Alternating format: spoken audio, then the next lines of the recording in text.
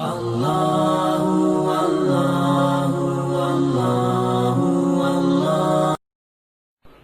الشعراء، شعراء شاعر کی جمع ہے۔ اس سورہ مبارکہ میں ان شاعروں کا رد ہے کہ جو اشعار کہتے ہوئے جھوٹ بولتے ہیں، مبالغہ آرائی کرتے ہیں یا گندے اشعار کہتے ہیں۔ سورۃ الشعراء مکی ہے، ہجرت سے پہلے اس کا نزول ہوا۔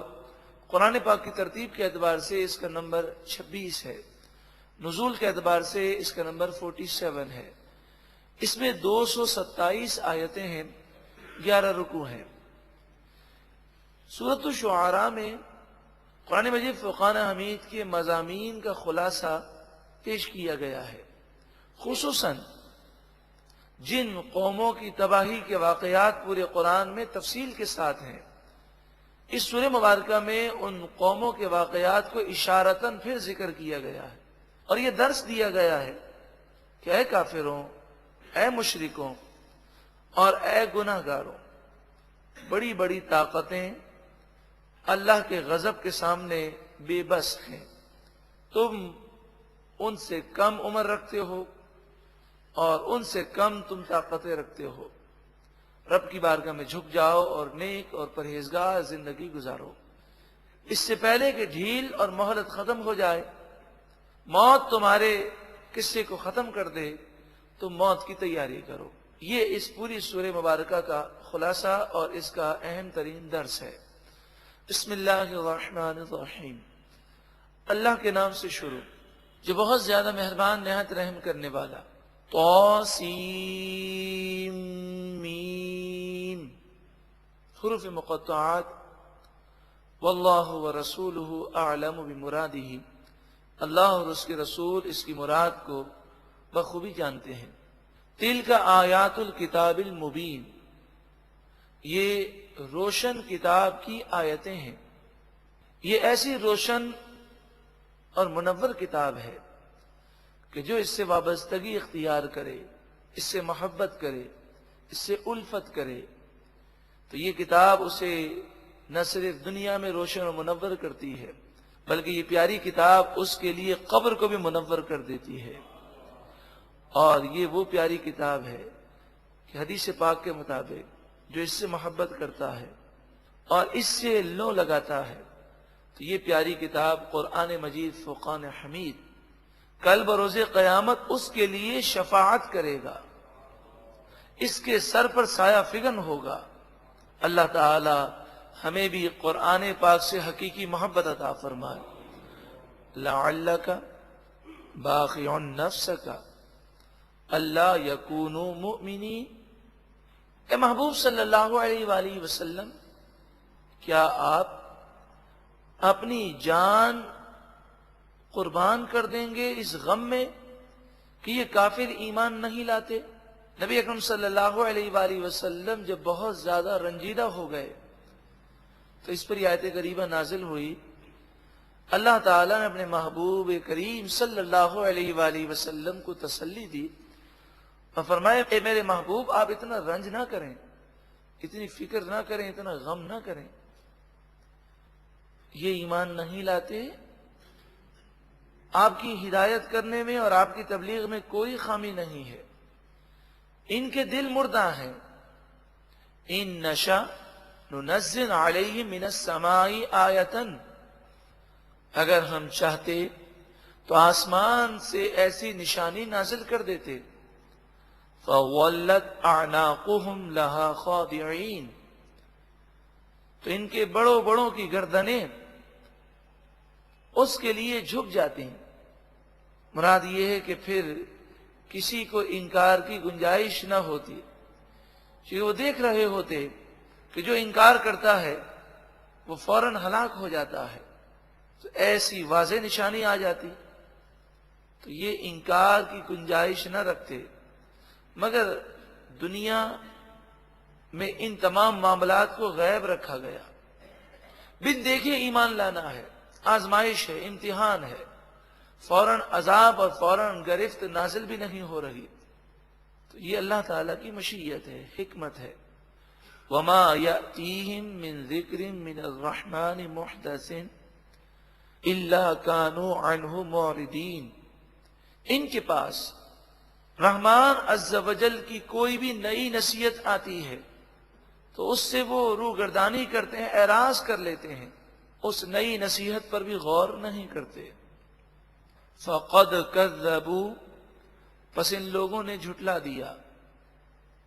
فسیأتیہم انباء ما کانوا بہ یستہزئون، پس ان قریب ان کے پاس ان باتوں کی خبریں آئیں گی جن باتوں کو وہ جھٹلایا کرتے تھے، یعنی جس عذاب کو وہ جھٹلاتے تھے، اس کا مذاق اڑاتے تھے، اس کی خبریں ان کے پاس آ جائیں گی، وہ اپنی آنکھوں سے اس عذاب کو دیکھیں گے۔ اولم یروا الی الارض، کیا انہوں نے زمین کی طرف نہ دیکھا؟ کم انبتنا فیہا من کل زوج کریم، کہ ہم نے اس میں کتنے عزت والے جوڑے پیدا کیے۔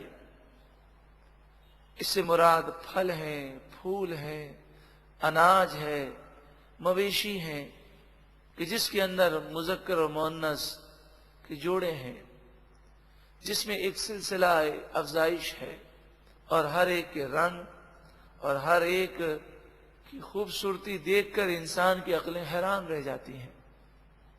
ان فی ذالک لآیہ، بے شک اس میں ضرور نشانی ہے، جو غور کرے اس کے لیے یہ نشانی کافی ہے۔ وما کان اکثرهم مؤمنین، اور ان میں سے اکثر ایمان لانے والے نہیں ہیں، یعنی اکثر کافر ایمان نہیں لائیں گے، اور اس وقت بھی پوری دنیا میں کافروں کی اکثریت ہے۔ وَإِنَّ رَبَّكَ لَهُوَ الْعَزِيزُ الرَّحِيمُ، اور بے شک آپ کا رب ضرور غالب رحیم ہے۔ وَإِذْ نَادَى رَبُّكَ مُوسَىٰ، اور یاد کرو جب آپ کے رب نے موسیٰ علیہ السلام کو ندا دی، أَنِ ائْتِ الْقَوْمَ الظَّالِمِينَ، کہ آپ ظالم قوم کے پاس جائیے، فرعون اور فرعونیوں کے پاس جائیے۔ قوم فرعون یعنی قوم فرعون کے پاس آپ تشریف لے جائیں، انہیں تبلیغ فرمائیں۔ الا یتقون، کیا وہ ڈرتے نہیں؟ انہیں اللہ کے عذاب سے ڈر نہیں لگتا؟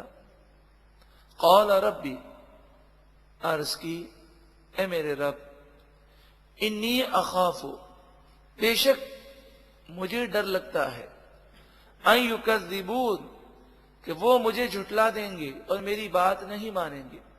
وَيَضِيقُ صَدْرِي، اور میرا سینہ مجھے تنگ محسوس ہوتا ہے۔ وَلَا يَنطَلِقُ لِسَانِي، اور میری زبان خوب واضح نہیں چلتی۔ فَأَرْسِلْ إِلَىٰ ہارون، اے پروردگار ہارون کو نبی بنا کر ان کی طرف بھیج دے۔ حضرت موسیٰ علیہ السلام کی زبان میں جو لکنت تھی، اس کا اثر لوگوں پر تو ظاہر نہ ہوتا، لیکن آپ خود بولنے میں دقت محسوس کرتے، تو آپ نے عرض کی پروردگار میں اپنے سینے میں تنگی محسوس کرتا ہوں، میری زبان خوب چلتی نہیں ہے، تو ہارون کو نبی بنا کر بھیج دیے۔ وَلَهُمْ عَلَيَّ ذَنْبٌ، وَلَهُمْ، اور ان لوگوں کے لیے، علیہ مجھ پر، ذنبن ایک الزام ہے، یعنی ان لوگوں کا مجھ پر الزام ہے کہ میں نے ایک فرعونی کو قتل بھی کیا ہے۔ وہ واقعہ اس طرح تھا کہ موسیٰ علیہ السلام تو فرعونی اور بنی اسرائیل کی جو لڑائی ہو رہی تھی، اور ایک فرعونی شخص ایک مسلمان شخص کو مار رہا تھا، تو آپ نے اسے ہٹانے کی کوشش کی، تو وہ پھر اور مارنے لگا، تو آپ نے اسے سبق سکھانے کے لیے ایک مکہ، ایک گھوسا رسید کیا۔ آپ کو مارنے کا کوئی ارادہ نہ تھا، اور عام طور پر مکہ مارنے سے کوئی مرتا نہیں ہے، مگر حضرت موسیٰ علیہ السلام کی جو ہاتھ میں نبوت کا زور تھا اور وہ جو طاقت تھی، اس سے وہ مر گیا۔ اب وہ چونکہ کافر تھا، کافر کو مارنا اس موقع پر جائز بھی تھا اور آپ کی قتل کی نیت بھی نہ تھی، پر آپ نے کہا کہ میں جب انہیں جا کر تبلیغ کروں گا تو وہ تو مجھے گرفتار کر لیں گے اور کہیں گے کہ اچھا تم 10 سال سے مصر سے تم چلے گئے تھے، کیونکہ حضرت موسیٰ علیہ السلام کو جب وہ گرفتار کرنے کے لیے چھاپے مار رہے تھے تو آپ نے مصر کو چھوڑ دیا اور مصر سے مدین چلے گئے۔ فَأَخَافُ، پس میں خوف کرتا ہوں، أَن يَقْتُلُونَ، کہ کہیں وہ مجھے قتل کر دیں، مجھے اس بات کا خوف ہے۔ قَالَ كَلَّا، اللہ تعالیٰ نے فرمایا ہرگز وہ آپ کو قتل نہیں کر سکیں گے۔ فَاذْهَبَا بِآيَاتِنَا، آپ دونوں جائیے، موسیٰ علیہ السلام اور ہارون علیہ السلام، ہماری نشانیوں کو لے کر، اِنَّا مَعَكُمْ مُسْتَمِعُونَ، بے شک ہم تمہارے ساتھ کلام کو سننے والے ہوں گے، یعنی آپ جائیے، میں آپ کے کلام کو سن رہا ہوں، دیکھ رہا ہوں، آپ میری حفاظت میں ہوں گے، یہ آپ کو کچھ بھی نقصان نہیں پہنچا سکیں گے۔ فَأْتِيَا فِرْعَوْنَ، تو اس کے پاس جاؤ، فَقُولَا، اور تم دونوں اس سے کہو، اِنَّا رَسُولُ رَبِّ الْعَالَمِينَ، بے شک ہم رب العالمین کے رسول ہیں، بھیجے ہوئے ہیں۔ ان ارسل معنا بنی اسرائیل، بنی اسرائیل پر ظلم کرنا چھوڑ دو اور ہمارے ساتھ بنی اسرائیل کو بھیج دو۔ بنی اسرائیل کی تعداد 6,30,000 تقریباً تھی۔ فرعونیوں نے انہیں غلام بنایا ہوا تھا، ان پر ظلم کرتے۔ قال، فرعون نے کہا، الم نربک فینا ولیدا، کیا ہم نے تمہاری پرورش نہیں کی؟ ہمارے درمیان تم بچے تھے۔ موسیٰ علیہ السلام نے جبکہ آپ 3 مہینے کے تھے فرعون کے محل میں آئے اور پھر وہیں آپ نے 30 سالہ زندگی گزاری، تو آپ بچے تھے، آپ کو ہم نے پالا، یہ فرعون نے کہا۔ وَلَبِثْتَ فِينَا مِنْ عُمُرِكَ سِنِينَ، اور اپنی عمر کے کئی سال آپ نے ہمارے درمیان گزارے۔ وَفَعَلْتَ فَعْلَتَكَ الَّتِي فَعَلْتَ، اور آپ نے وہ کام کیا جو کام آپ نے کیا، یعنی آپ نے بہت برا کام کیا کہ 30 سال تک ہم آپ پر احسان کرتے رہے اور آپ نے ہمارے ہی بندے کو قتل کر دیا۔ وَأَنْتَ مِنَ الْكَافِرِينَ، اور آپ ناشکروں میں سے تھے۔ کافر کے ایک معنی ہوتا ہے ناشکرا، تو اس نے کہا کہ آپ نے ہمارے احسان کو فراموش کر دیا اور یہ کام کیا اور پھر آپ مصر چھوڑ کر مدین چلے گئے۔ قال، آپ نے فرمایا فعلتها اذن، میں نے یہ کام اس وقت کیا تھا، وَأَنَا مِنَ الضَّالِّينَ، جبکہ میں نہیں جانتا تھا کہ مکہ مارنے سے یہ مر جائے گا۔ ضالین کے وہ معنی نہیں جو عام طور پر کیے جاتے ہیں، یا مراد یہ کہ مجھے یہ نہیں پتا تھا کہ مکہ مارنے سے مر جائے گا، میں نے تو اس لیے اس کو مکہ مارا تھا کہ یہ مسلمان پر ظلم کر رہا تھا، مسلمان سے ظلم کرنے پر وہ باز آ جائے، مسلمان پر ظلم نہ کرے، اور میں پھر مصر چھوڑ کر کیوں چلا گیا؟ فَفَرَّرْتُ مِنْكُمْ لَمَّا خِفْتُكُمْ، پھر میں تم میں سے چلا گیا جب میں نے خوف کیا کہ تم میری بات کو نہیں مانو گے اور تم یہی سمجھو گے کہ میں نے جان بوجھ کے مارا ہے۔ فَوَهَبَ لِي رَبِّي حُکْمًا، پس میرے رب نے مجھے حکمت عطا فرمائی، نبوت عطا فرمائی۔ وَجَعَلَنِي مِنَ الْمُرْسَلِينَ، اور میرے رب نے مجھے رسولوں میں سے کیا۔ وَتِلْكَ نِعْمَةٌ تَمُنُّهَا عَلَيَّ أَنْ عَبَّدْتَ بَنِي إِسْرَائِيلَ، اور یہ کوئی نعمت ہے جس کا تو مجھ پر احسان جتاتا ہے کہ تو نے غلام بنا کر بنی اسرائیل رکھے، یعنی اس میں تیرا کیا احسان ہے؟ اگر تو نے میری تربیت کی، بچپن میں مجھے رکھا، کھلایا، پہنایا، تو اس کی وجہ کیا ہے؟ اس کا سبب تو یہی ہے کہ تو نے بنی اسرائیل کو غلام بنایا، ان کی اولاد کو قتل کیا، اور اسی تیرے ظلم عظیم کی وجہ سے میرے والدین میری پرورش نہ کر سکے اور مجھے دریا میں ڈالنے پر مجبور ہوئے۔ اگر تو ایسا نہ کرتا تو میں اپنے والدین کے پاس رہتا۔ کیا بات اس قابل ہے کہ تو اس کا احسان جتا رہا ہے؟ فرعون موسیٰ علیہ السلام کی اس تقریر سے لاجواب ہو گیا اور اس نے انداز کلام کو بدل دیا اور یہ گفتگو چھوڑ کر دوسری بات شروع کر دی۔ قال فرعون وما رب العالمین، فرعون بولا اے موسیٰ رب العالمین کون ہے؟ قال رب السماوات والارض وما بینہما، موسیٰ علیہ السلام نے فرمایا کہ جو آسمان و زمین کا بھی رب ہے اور آسمان و زمین کے درمیان جتنی چیزیں ہیں اس کا بھی رب ہے۔ ان کنتم موقنین، اگر تم یقین رکھتے ہو تو یہ باتیں تمہارے لیے کافی ہیں۔ اب اس کا کوئی جواب فرعون کے پاس نہ تھا۔ قال، فرعون بولا لمن حولہ، اپنے ارد گرد بیٹھے ہوئے لوگوں سے جو اس کے درباری تھے، جو اس کے چاپلوسی کرنے والے چیلے تھے، الا تستمعون، کیا تم سنتے ہو یہ کیا کہہ رہے ہیں؟ یعنی مذاق اڑانے کے انداز میں اس نے یہ بات کہی۔ موسیٰ علیہ السلام نے کوئی اس کی پرواہ نہ کی، آپ نے آگے ارشاد فرمایا، قال، موسیٰ علیہ السلام نے فرمایا ربکم و رب آبائکم الاولین، میرا وہ رب ہے، رب العالمین وہ ہے جو تمہارا بھی رب ہے اور تمہارے آباء و اجداد جو پہلے گزر گئے ان کا بھی رب ہے۔ یعنی اے فرعون، تو اپنے آپ کو خدا سمجھتا ہے، یہ بتا کہ تجھے کس نے پیدا کیا اور تیرے آباء و اجداد کا خدا کون ہے؟ تو یہ اس کا جواب بھی نہ دے سکا، کیونکہ اس نے خدائی کا دعویٰ تو چند سو سال سے کیا تھا۔ اس سے پہلے لوگوں کے متعلق وہ کیا کہہ سکتا ہے کہ میں ان کا خدا تھا؟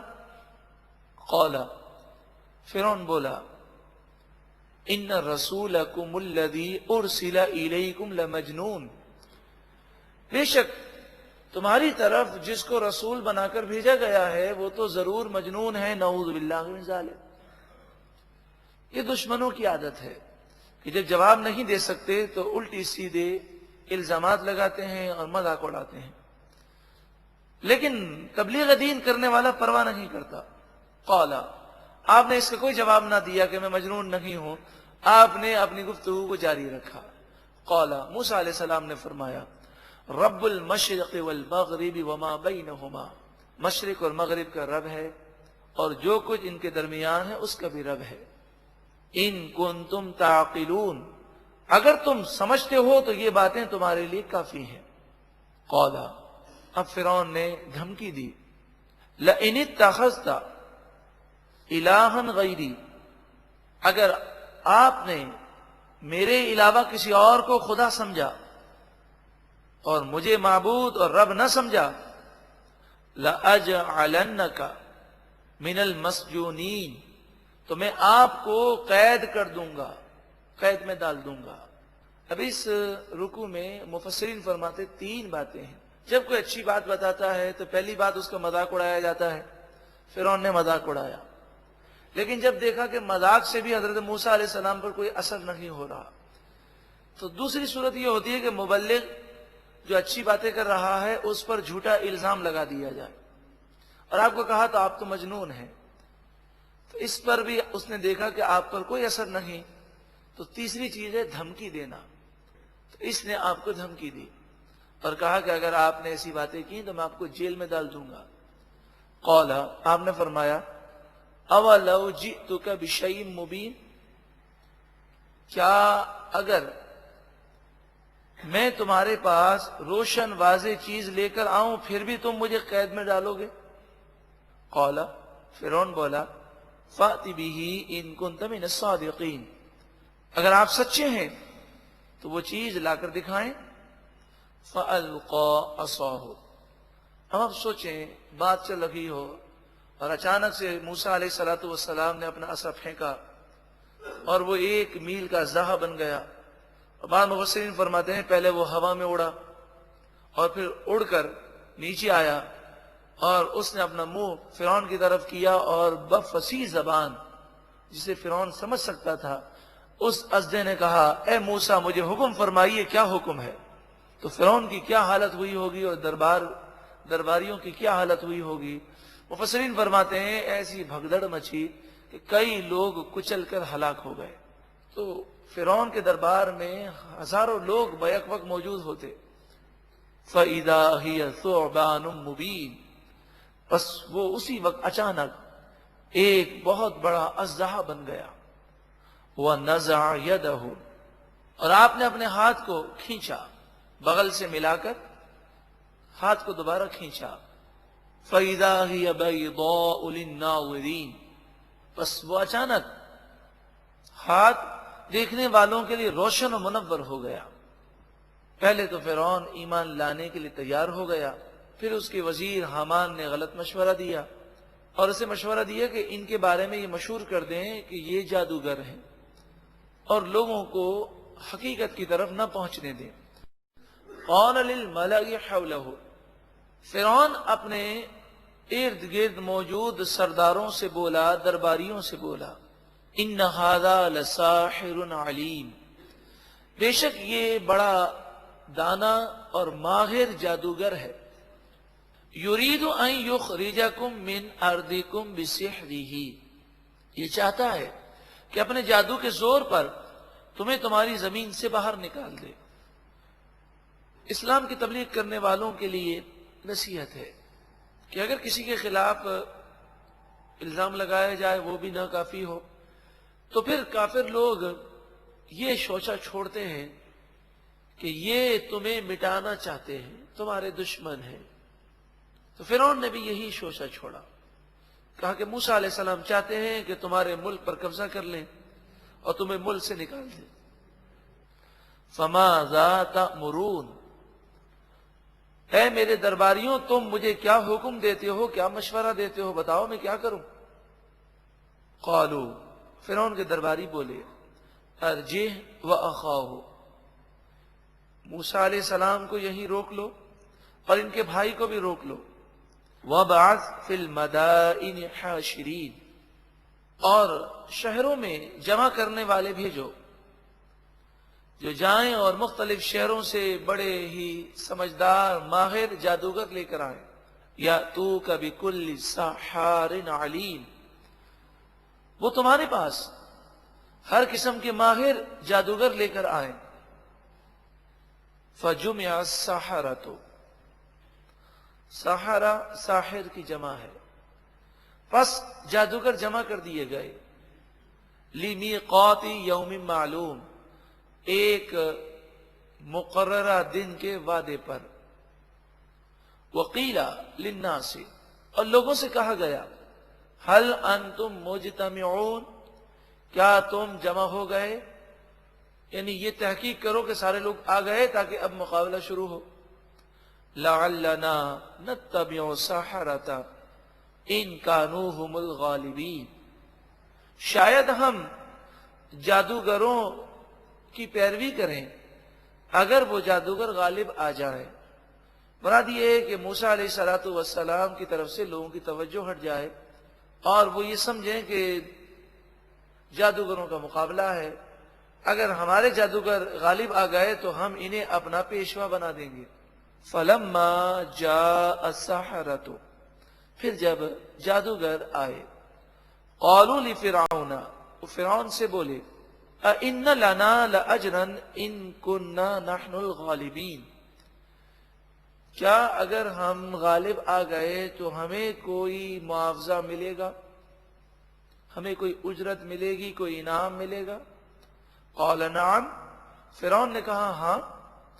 وَإِنَّكُمْ إِذًا لَّمِنَ الْمُقَرَّبِينَ بے شک اس وقت تو تم میرے مقرب ہو جاؤ گے میرے خاص الخاص میں سے ہو جاؤ گے.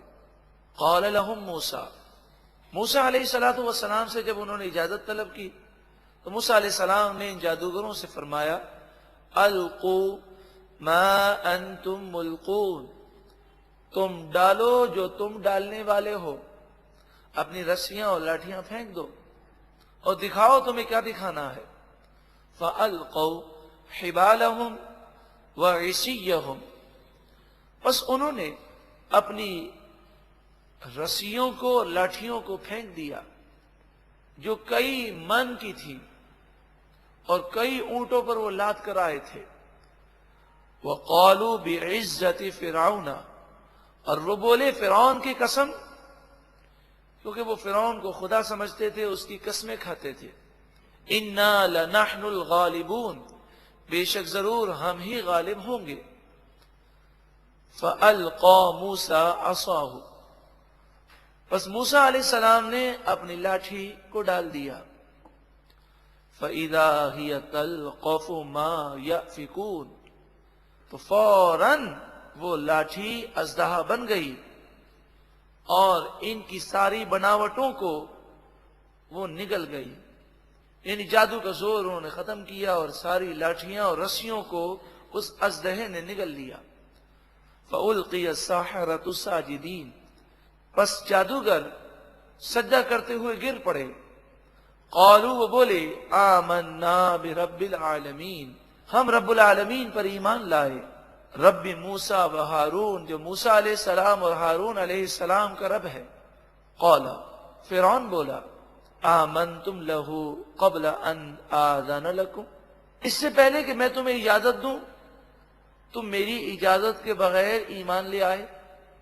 انہ لکبیرکم الذی علمکم السحر، یہ ضرور تمہارا استاد ہے، تمہارا سردار ہے، جس نے تمہیں جادو سکھایا۔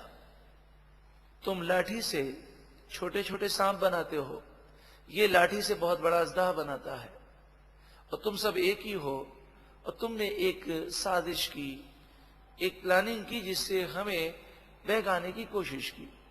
یعنی گویا کہ وہی طریقہ کار کہ لوگوں کو حق سے دور کرنے کے لیے ایسا پروپیگنڈا کیا جائے کہ حق اور باطل میں لوگ فرق نہ کر سکیں اور ان کے سامنے سے حق اوجھل ہو جائے۔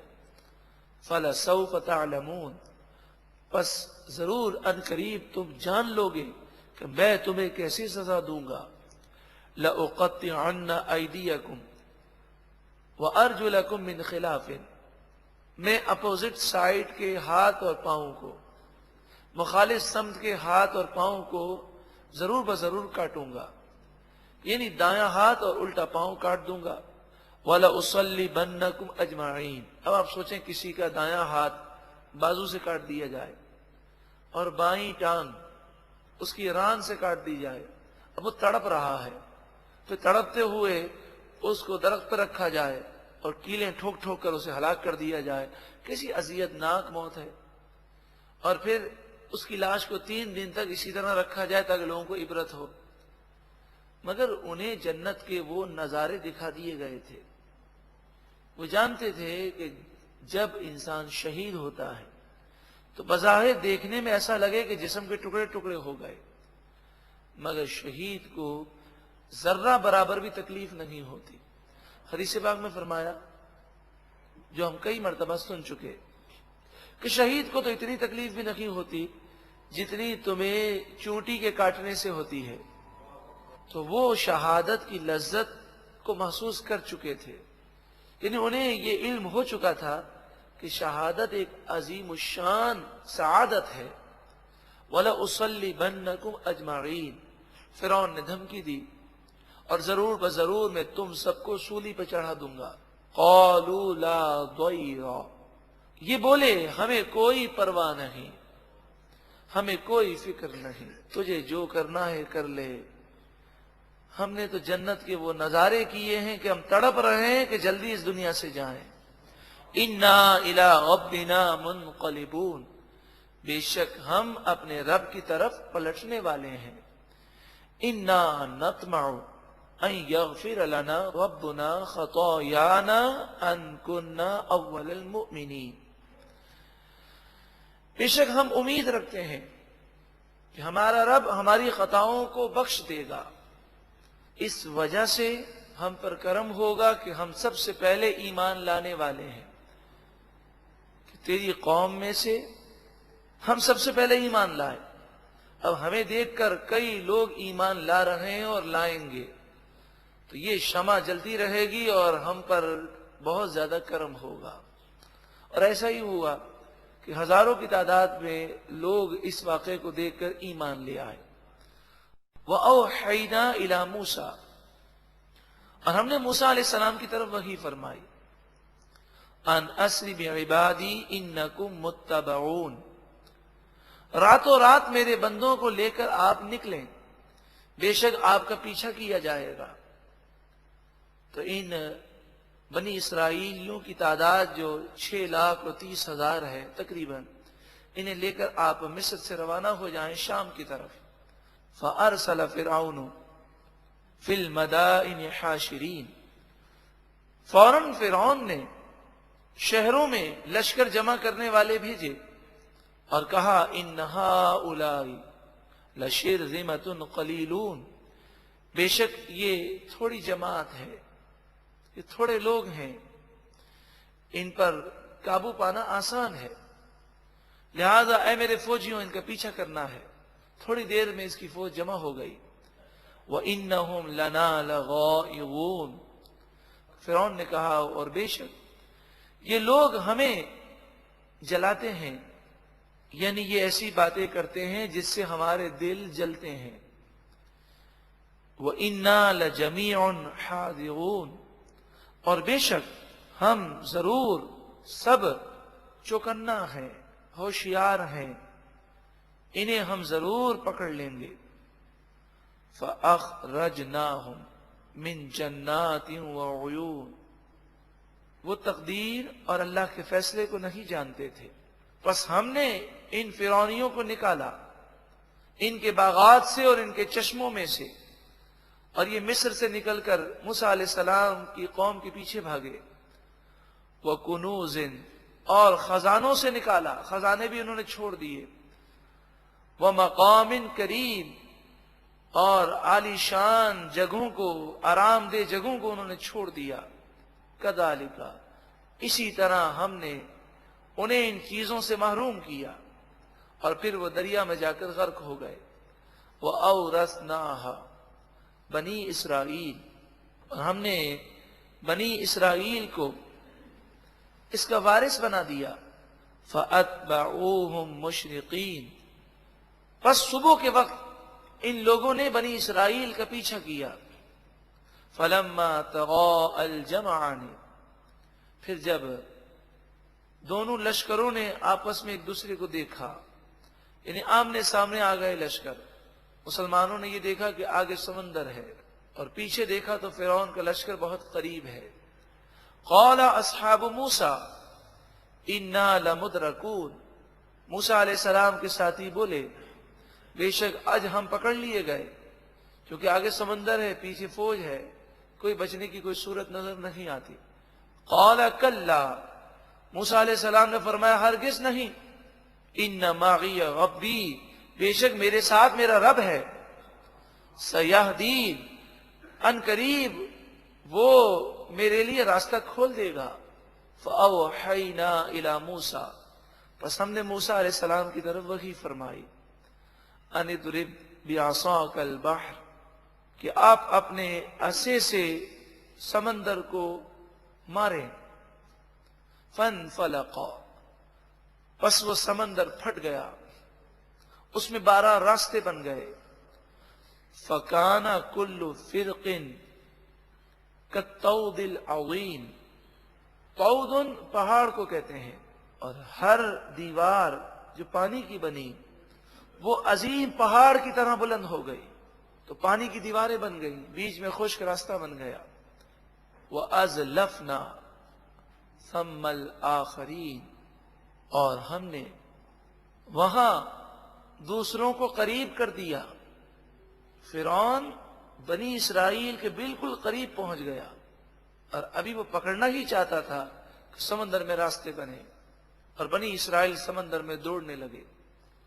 فرعون تھوڑی دیر کے لیے کھڑا ہو گیا. وہ جانتا تھا یہ نبی ہیں، میں اگر اندر گیا تو تباہ ہو جاؤں گا، لیکن تباہی اس کا مقدر تھی. جبریل امین آئے اور آپ نے ایسا اپنا اختیار دکھایا کہ فرعون کا گھوڑا فرعون کے قابو میں نہ رہا، اور وہ جبریل امین کے پیچھے دوڑنے لگا، اور فرعون اپنے گھوڑے سمیت اس سمندر کے خشک راستے میں آ گیا. جب فرعون آیا تو پیچھے اس کی قوم آ گئی. جب سب بیچ سمندر میں آ گئے تو سمندر ٹھاٹے مارتا ہوا سمندر بن گیا. وَأَنْجَيْنَا مُوسَىٰ، اور ہم نے موسیٰ علیہ السلام کو نجات دی. وَمَن مَّعَهُ أَجْمَعِينَ، اور جو ان کے ساتھ تھے سب کو ہم نے نجات دی. ثُمَّ أَغْرَقْنَا الْآخَرِينَ، پھر ہم نے دوسرے لوگوں کو، کافروں کو غرق کر دیا. إِنَّ فِي ذَلِكَ لَآيَةً، بے شک اس واقعے میں ضرور نشانی ہے گناہگاروں کے لیے، کافروں کے لیے، مشرکوں کے لیے، کہ وہ عبرت حاصل کریں. وَمَا كَانَ أَكْثَرُهُم مُؤْمِنِينَ، لیکن ان میں سے اکثر ایمان لانے والے نہیں. وَإِنَّ رَبَّكَ لَهُوَ الْعَزِيزُ الرَّحِيمُ، اور بے شک آپ کا رب ضرور وہی غالب مہربان ہے. وَاتْلُ عَلَيْهِمْ نَبَأَ إِبْرَاهِيمَ، اے محبوب آپ ان کے سامنے ابراہیم علیہ السلام کا واقعہ بیان کیجئے. اذ قال لأبیہ وقومہ ما تعبدون، جب آپ نے اپنے چچا اور اپنی قوم سے فرمایا تم کن بتوں کی پوجا کرتے ہو. اب ان کا لفظ یہاں چچا کے معنی میں ہے، جیسا کہ آپ اس سے پہلے کئی مرتبہ سن چکے ہیں کہ لفظ ابن کئی معنی کے لیے استعمال ہوتا ہے. قالو، وہ بولے، نعبد اصناما، ہم بتوں کی پوجا کرتے ہیں. فنظل لها عاکفین، اور ہم ان بتوں کے سامنے عبادت کرنے کے لیے بیٹھے رہتے ہیں. عاکف کے معنی ہوتا ہے اعتکاف کرنے والا، جم کر بیٹھنے والا. تو ہم بتوں کے سامنے جم کر بیٹھے رہتے ہیں. آج بھی ہندوستان میں جائیں، ہند میں جائیں تو مندروں میں یہ ہندو کئی گھنٹوں تک بت کے سامنے بیٹھے ہوتے ہیں. قال، حضرت ابراہیم علیہ السلام نے فرمایا، هل يسمعونكم اذ تدعون، جب تم ان سے باتیں کرتے ہو تو وہ تمہاری بات سنتے ہیں. او ينفعونكم، یا وہ تمہیں کوئی فائدہ دیتے ہیں. او يضرون، یا اگر تم ان کی پوجا نہ کرو تو تمہیں کوئی نقصان دیتے ہیں. قالو، وہ بولے، ایسی تو کوئی بات نہیں، نہ یہ سنتے ہیں، نہ دیکھتے ہیں، نہ نفع دیتے ہیں، نہ نقصان دیتے ہیں. بل وجدنا آباءنا، بلکہ اصل بات یہ ہے کہ ہم نے اپنے آباء و اجداد کو یہ کرتے ہوئے دیکھا. کذالک، اسی طرح یفعلون، وہ کیا کرتے تھے. قال، آپ نے فرمایا، افرأیتم ما کنتم تعبدون انتم وآباؤکم الاقدمون، بھلا بتاؤ تو صحیح کہ جن بتوں کی تم پوجا کرتے ہو اور تم سے پہلے آباء و اجداد پوجا کرتے رہے، فإنہم عدو لی، پر بے شک وہ تو میرے دشمن ہیں، یعنی میں ان بتوں کا دشمن ہوں. تو یہ بتاؤ کہ یہ بت کیا اب مجھے نقصان دے سکتے ہیں؟ میں تو دشمن ہوں. اگر یہ کسی کو نقصان دے سکتے ہوتے تو مجھے یہ سب مل کر ہلاک کر دیتے. سارے ہی جو ہے مندروں سے نکل کر چل کر آتے اور مجھ پر حملہ کر دیتے. الا رب العالمین، چونکہ یہ بتوں کی پوجا بھی کرتے اور رب العالمین کو بھی مانتے تھے. تو فرمایا جن کی تم پوجا کرتے ہو وہ سب دشمن ہیں، الا رب العالمین، سوائے اللہ رب العالمین کے کہ وہ میرا خالق ہے، وہ میرا مالک ہے. الذی خلقنی، وہی ہے جس نے مجھے پیدا کیا. فہو یہدین، اور وہی مجھے ہدایت دیتا ہے، وہی میری رہنمائی فرماتا ہے. والذی ہوا یطعمنی، اور وہی ہے جو مجھے کھلاتا ہے. وہ یسقین، اور پلاتا ہے. کھلانے والا اور پلانے والا اللہ تعالی ہے. یہاں پر ایک سوال شاید پیدا ہو کسی کے ذہن میں کہ جب ہم کسی کے یہاں دعوت میں جاتے ہیں تو ہم وہاں پر یہ دعا کرتے ہیں جو حدیث پاک میں سکھائی گئی. نبی اکرم صلی اللہ علیہ وآلہ وسلم اس طرح دعا کرتے: اللہم اطعم من اطعمنی واسقی من سقانی. یا اللہ جس نے مجھے کھلایا تو اسے کھلا اور جس نے مجھے پلایا تو اسے پلا. حضرت ابراہیم علیہ السلام تو کہتے ہیں اللہ مجھے کھلاتا ہے، اللہ پلاتا ہے، اور مہمان میزبان کے لیے اس طرح دعا کر رہا ہے کہ اے پروردگار اس نے مجھے کھلایا. تو مفسرین نے فرمایا یہاں پر کھلانے اور پلانے سے حقیقی مراد ہے. حقیقی طور پر دینے والا صرف اللہ تعالیٰ ہے، اور باقی جو بھی ہے وہ ذریعہ ہے، وسیلہ ہے، سبب ہے. تو حقیقت اور مجاز کا فرق ہے. تو جب ہم یہ کہتے ہیں کہ اس نے مجھے کھلایا، کھلانے والا تو اللہ تعالیٰ ہے، اللہ تعالیٰ نے اس کو ذریعہ بنایا.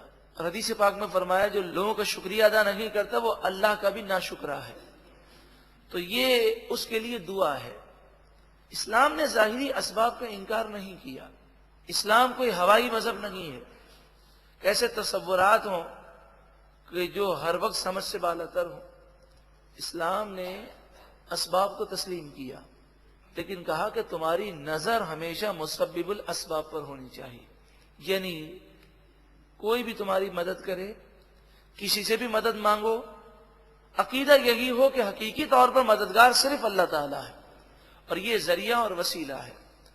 وَإِذَا مَرِضْتُ فَهُوَ يَشْفِينِ. اور جب میں بیمار ہوتا ہوں تو اللہ تعالیٰ مجھے شفا عطا فرماتا ہے. اب حضرت عیسیٰ علیہ السلام کا یہ قول بھی قرآن پاک میں ہے کہ میں مادرزاد اندھوں کو اور برس کے مریضوں کو شفا دیتا ہوں. یہاں یہ فرماتے ہیں اللہ شفا دیتا ہے، عیسیٰ علیہ السلام فرماتے ہیں میں شفا دیتا ہوں. لیکن وہاں پر یہ الفاظ موجود ہیں بِإِذْنِ اللَّهِ.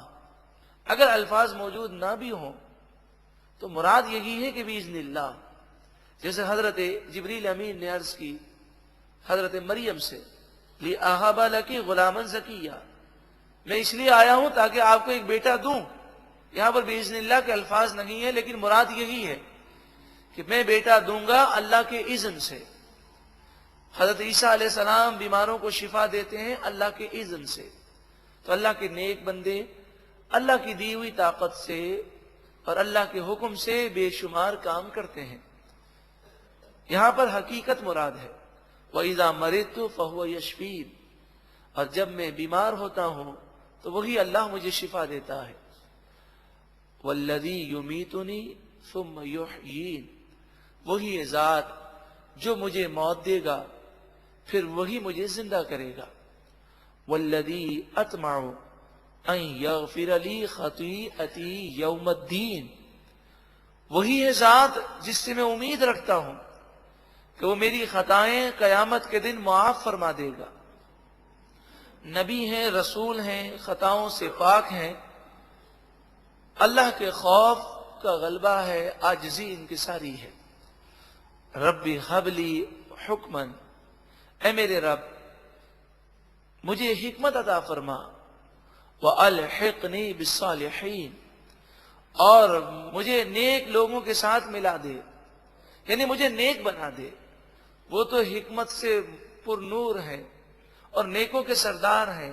ہماری تعلیم ہے کہ ہم اس طرح دعا کریں اے پروردگار تو مجھے حکمت دے دے اور مجھے نیک بنا دے. وَاجْعَلْ لِي لِسَانَ صِدْقٍ فِي الْآخِرِينَ. اور بعد میں آنے والوں کی سچی زبانوں پر میرا سچا ذکر رکھ دے. یعنی لوگ میرا ذکر اچھے الفاظ میں کریں اور مجھے اچھے نام سے یاد کریں. اس میں ہمارے لیے بھی نصیحت ہے. زندگی بہت مختصر ہے. کسی پر غصہ کر کے، کسی کی دل آزاری کر کے کیا زندگی ایک نہ ایک دن مر جانا ہے. مرنے کے بعد وہ ہو سکتا ہے بہت سارے لوگوں کو ہمارا رویہ یاد آئے اور وہ ہمارا رویہ یاد کر کے شاید ہمارا ذکر برے الفاظ میں کرے. انسان ایسی زندگی گزارے کہ ہماری زبان سے، ہمارے رویے سے کسی کو تکلیف نہ ہو. کوئی اگر ہمیں باتوں میں یا کسی اور انداز میں تکلیف پہنچاتا ہے کاش ہم صبر کر لیں، لیکن ہم اپنے لیے کوئی بری یادگار نہ چھوڑیں. اور جب ہم اس دنیا سے جائیں تو ہر مسلمان ہمارا ذکر اچھے الفاظ میں کرے. وَاجْعَلْنِي مِنْ وَرَثَةِ جَنَّةِ النَّعِيمِ، ارے پروردگار مجھے جنت نعیم کا وارث بنا دے، نعمتوں والے باغات، ہمیشہ کے باغات کا وارث بنا دے. وَاغْفِرْ لِأَبِي، اے پروردگار میرے چچا کی مغفرت فرما. اِنَّهُ كَانَ مِنَ الضَّالِّينَ، بے شک وہ گمراہوں میں سے ہے. یہ آپ نے اس وقت مغفرت کی دعا کی جب آپ کو منع نہیں کیا گیا تھا. پھر جب یہ حکم نازل ہوا کہ مشرک اور کافر کے لیے مغفرت کی دعا کرنا درست نہیں، یعنی اب آئندہ اجازت نہیں، تو پھر آپ نے پھر بعد میں کبھی مغفرت کی دعا نہ کی. جیسے پہلے اگر نماز فرض نہ تھی، صرف اللہ کا ذکر کرنا فرض تھا، تو جن لوگوں نے نماز نہ پڑھی ان پر کوئی گناہ نہیں. حضرت ابراہیم علیہ السلام پر کوئی اعتراض نہیں کر سکتا کہ آپ نے ایک کافر اور مشرک کے مغفرت کی دعا کی. اس وقت اجازت تھی، جب تک اجازت تھی آپ نے کی. عبداللہ بن ابی جو کافروں کا منافقوں کا سردار تھا، وہ مر گیا تو نبی اکرم صلی اللہ علیہ وآلہ وسلم نے اس کی نماز جنازہ پڑھی، حالانکہ وہ منافقوں کا سردار تھا. آپ جانتے تھے کہ یہ جہنمی ہے، لیکن آپ نے جس مناسبت سے پڑھی اس کی حکمت آپ جانتے تھے. اس کی حکمت یہ تھی کہ لوگوں کو یہ بتانا تھا کہ دیکھو اس نے ساری زندگی میرے ساتھ برا سلوک کیا، لیکن میں اس پر کتنا کرم کر رہا ہوں کہ نماز جنازہ بھی پڑھ رہا ہوں اور اپنی قمیض بھی اس کے کفن کے لیے دے رہا ہوں. اس کا اثر یہ ہوا کہ ان کے صاحب زادے عظیم الشان اور پکے مومن بن گئے اور 1000 منافق ایمان لے آئے حضور کے کرم کو دیکھ کر. پھر جب آپ نماز جنازہ سے فارغ ہوئے تو اللہ تعالیٰ نے حکم دیا کہ یہ جو آپ نے پڑھی ہے اب اس کے بعد آئندہ آپ کسی منافق یا کافر کی نماز جنازہ مت پڑھیے گا. اللہ تبارک و تعالیٰ پہلے بھی منع کر سکتا تھا، لیکن رب العالمین حکمت اور لوگوں کے مفاد میں کون سی باتیں ہیں رب العالمین زیادہ جانتا ہے، تو اس میں حکمتیں تھیں. رسول اللہ صلی اللہ علیہ وآلہ وسلم کوئی کام شریعت کے خلاف نہیں کرتے. اب جب سے منع ہو گیا اس وقت سے لے کر آج تک شریعت کا یہی اصول ہے کہ جو بدعقیدہ ہے، کافر ہے، منافق ہے، مشرک ہے، یہودی ہے، عیسائی ہے، اس کے لیے مغفرت کی دعا کرنا کفر ہے.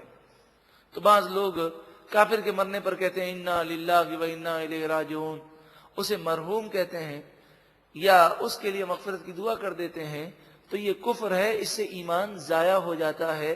شریعت کا اب یہی حکم ہے وَلَا تُخْزِنِي يَوْمَ يُبْعَثُونَ، اے پروردگار تو مجھے ذلیل و رسوا نہ کرنا اس دن جب لوگ اٹھائے جائیں. وہ تو نیکوں کے سردار ہیں، وہ جنتی سردار ہیں، لیکن قیامت کا خوف ایک مومن کو کتنا ہونا چاہیے اس کا ذکر ہے. یوم لا ينفع مال ولا بنون، وہ دن جس دن نہ مال کام آئے گا نہ اولاد کام آئے گی. الا من اتى اللہ بقلب سلیم، مگر وہی کامیاب ہوگا جو اللہ کی بارگاہ میں سلامت دل لے کر آئے گا. ان جس کا ایمان ہوگا وہی کامیاب ہوگا، جس سے اللہ راضی ہوگا وہی کامیاب ہوگا. وَأُزْلِفَتِ الْجَنَّةُ لِلْمُتَّقِينَ، جنت متقیوں کے قریب کی جائے گی. وَبُرِّزَتِ الْجَحِيمُ لِلْغَاوِينَ، اور گناہ گاروں کے لیے جہنم کو ظاہر کیا جائے گا. وَقِيلَ لَهُمْ، اور ان سے کہا جائے گا أَيْنَمَا كُنْتُمْ تَعْبُدُونَ مِن دُونِ اللَّهِ، کہاں ہیں وہ بت جن کو تم اللہ کے سوا پوجتے تھے. هَلْ يَنْصُرُونَكُمْ أَوْ يَنْتَصِرُونَ، کیا یہ بت تمہاری مدد کرتے ہیں یا وہ خود اپنی مدد کر سکتے ہیں. فَكُبْكِبُوا فِيهَا هُمْ وَالْغَاوُونَ، پس جہنم میں وہ بت اور گنہگار اوندھے منہ ڈالے جائیں گے. وجنود ابلیس اجمعون، اور ابلیس کا تمام اور پورا لشکر جو ابلیس کی باتیں ماننے والا ہے وہ جہنم میں ڈالا جائے گا۔ قالوا، وہ بولیں گے، وہم فیہا یختصمون، جہنم میں آپس میں وہ لڑ رہے ہوں گے، تو اللہ کی قسم، ان کننا لفی ضلال مبین، بے شک ہم تو ضرور کھلی گمراہی میں تھے، اذ نسویکم برب العالمین، جب ہم رب العالمین کے مقابلے میں اے بتوں تمہیں ہم برابر ٹھہرا رہے تھے، رب کے مد مقابل سمجھ رہے تھے۔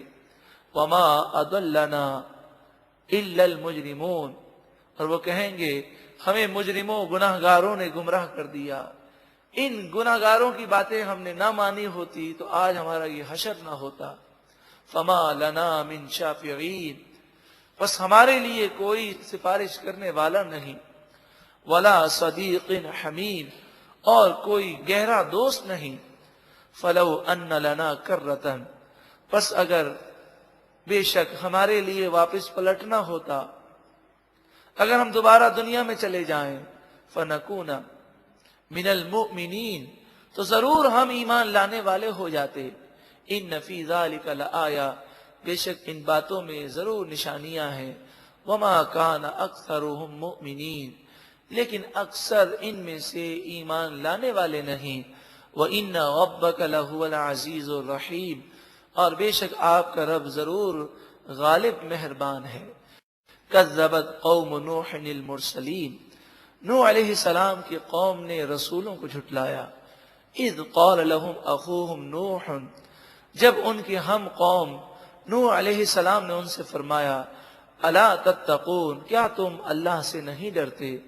انی لکم رسول امین، بے شک میں تمہارے لیے امانت دار رسول ہوں، سچا رسول ہوں۔ فاتقوا اللہ واطیعون، تم اللہ سے ڈرو اور میری فرما برداری کرو۔ وما اسألکم علیہ من اجر، میں تم سے کوئی اجرت معاوضہ نہیں مانگتا۔ ان اجریہ الا علی رب العالمین، میرا معاوضہ یعنی ثواب تو میرے رب العالمین کے فضل پر ہے، وہ عطا فرمائے گا۔ فاتقوا اللہ واطیعون، پس تم اللہ سے ڈرو اور میری فرما برداری کرو۔ قالوا، وہ بولے، انؤمن لک، کیا ہم آپ پر ایمان لے آئیں؟ واتبعک الارذلون، حالانکہ آپ کی پیروی کرنے والے تو ذلیل لوگ ہیں۔ نعوذ باللہ من ذالک، چونکہ کمزور اور غریب لوگ آپ پر ایمان لائے تو وہ غریبوں کو ذلیل سمجھتے، غرور اس قدر زیادہ تھا۔ قال وما علمی بما کانوا یعملون، آپ نے فرمایا کہ وہ جو کرتے ہیں مجھے اس کا علم نہیں۔ مراد یہ ہے کہ وہ اپنے اعمال کے ذمہ دار ہیں، کیونکہ یہ لوگ یہ کہتے تھے کہ یہ جو لوگ آپ پر ایمان لائے ہیں کسی مقصد کے تحت لائے ہیں، پھر بعد میں یہ کافر ہو جائیں گے اور آپ کو یہ لوگ بیوقوف بنا رہے ہیں۔ تو آپ نے فرمایا مستقبل کا حالات تو اللہ جانتا ہے، میں تو ان کے ظاہر پر یقین رکھتا ہوں۔ ان حسابهم الا علی ربی لو تشعرون، ان کا حساب تو میرے رب پر ہے، وہ ان کے دل کے معاملات کو جانتا ہے۔ اگر تم سمجھتے ہو تو یہ باتیں تمہارے سمجھنے کے لیے کافی ہیں۔ اس میں ہمارے لیے نصیحت ہے کہ نبی اگر توجہ کریں تو اللہ کی عطا سے یہ طاقت رکھتے ہیں کہ دل کے حال کو پڑھ لیں، مگر آپ فرماتے ہیں میں توجہ اس پر نہیں کرتا اور اس طرف میں توجہ نہیں لاؤں گا۔ ہماری نصیحت ہے کہ ہم بلا وجہ بدگمانی نہ کریں، ہم بلا وجہ لوگوں کی باتوں سے غلط نتائج اخذ نہ کریں۔ حضرت عمر رضی اللہ تعالیٰ عنہ اکثر فرمایا کرتے کہ وحی کا سلسلہ بند ہو گیا ہے، اب ہم لوگوں کے ظاہر کے مطابق فیصلہ کریں گے اور ان کے دلوں کو اللہ پر چھوڑ دیں گے، اللہ ان کے دلوں کے حال کو جانتا ہے۔ وما انا بطارد المؤمنین، اور میں مومنوں کو ہرگز چھوڑنے والا نہیں ہوں۔ ان انا الا نذیر مبین، میں تو صرف کھلا ڈر سنانے والا ہوں۔ قالوا، وہ بولے، لئن لم تنتہی یا نوح، اے نوح علیہ السلام اگر آپ نے یہ تبلیغ دین نہ چھوڑی لَتَكُونَنَّ مِنَ الْمَرْجُومِينَ ضرور بضرور آپ کو ہم پتھر مار مار کر ہلاک کر دیں گے، آپ مرجوم سے ہو جائیں گے۔ مرجوم کے معنی جسے پتھر مار مار کے ہلاک کر دیا جائے۔ قال ربی آپ نے عرض کی اے میرے رب ان قومی کذبون بے شک میری قوم نے مجھے جھٹلا دیا، فافتح بینی وبینہم فتحا اے پروردگار میرے اور ان کے درمیان واضح فیصلہ فرما دے، ونجنی ومن معی من المؤمنین اور اے پروردگار تو مجھے اور میرے ساتھ جو مومن ہیں انہیں نجات دے دے۔ فَأَنْجَيْنَاهُ وَمَن مَّعَهُ فِي الْفُلْكِ الْمَشْحُونِ پس ہم نے نوح علیہ السلام کو نجات دی اور ان کے ساتھ جو بھری ہوئی کشتی میں شریک تھے انہیں نجات دی۔ ثم اغرقنا بعد الباقین اور اس کے بعد باقی تمام لوگوں کو ہم نے غرق کر دیا۔ ان فی ذالک لآیہ بے شک ان باتوں میں ضرور نصیحت ہے، نشانی ہے۔ وما کان اکثرهم مؤمنین اور ان میں اکثر مسلمان نہ تھے۔ وَإِنَّ رَبَّكَ لَهُوَ الْعَزِيزُ الرَّحِيمُ اور بے شک آپ کا رب ضرور غالب مہربان ہے۔ اللہ رب العالمین ہمیں نور قرآن پاک سے منور فرمائے اور ایسا کرم کر دے کہ جن نیک بندوں کا ذکر کیا گیا، خصوصاً جو ہم نے پہلا رکوع سنا جس میں عباد الرحمن کا ذکر ہے، اللہ تعالیٰ ان کی صفات سے ہمیں بھی مزین اور منور فرمائے۔ سب سے پہلے ہم سورۃ الشعراء کی آیت نمبر 123 ہم سماعت کریں گے۔ ارشاد فرمایا کذبت عاد المرسلین قوم عاد نے رسولوں کو جھٹلایا۔ اذ قال لهم اخوهم ہود الا تتقون جب ان کے ہم قوم حضرت ہود علیہ السلام نے ان سے فرمایا کیا تم اللہ سے نہیں ڈرتے؟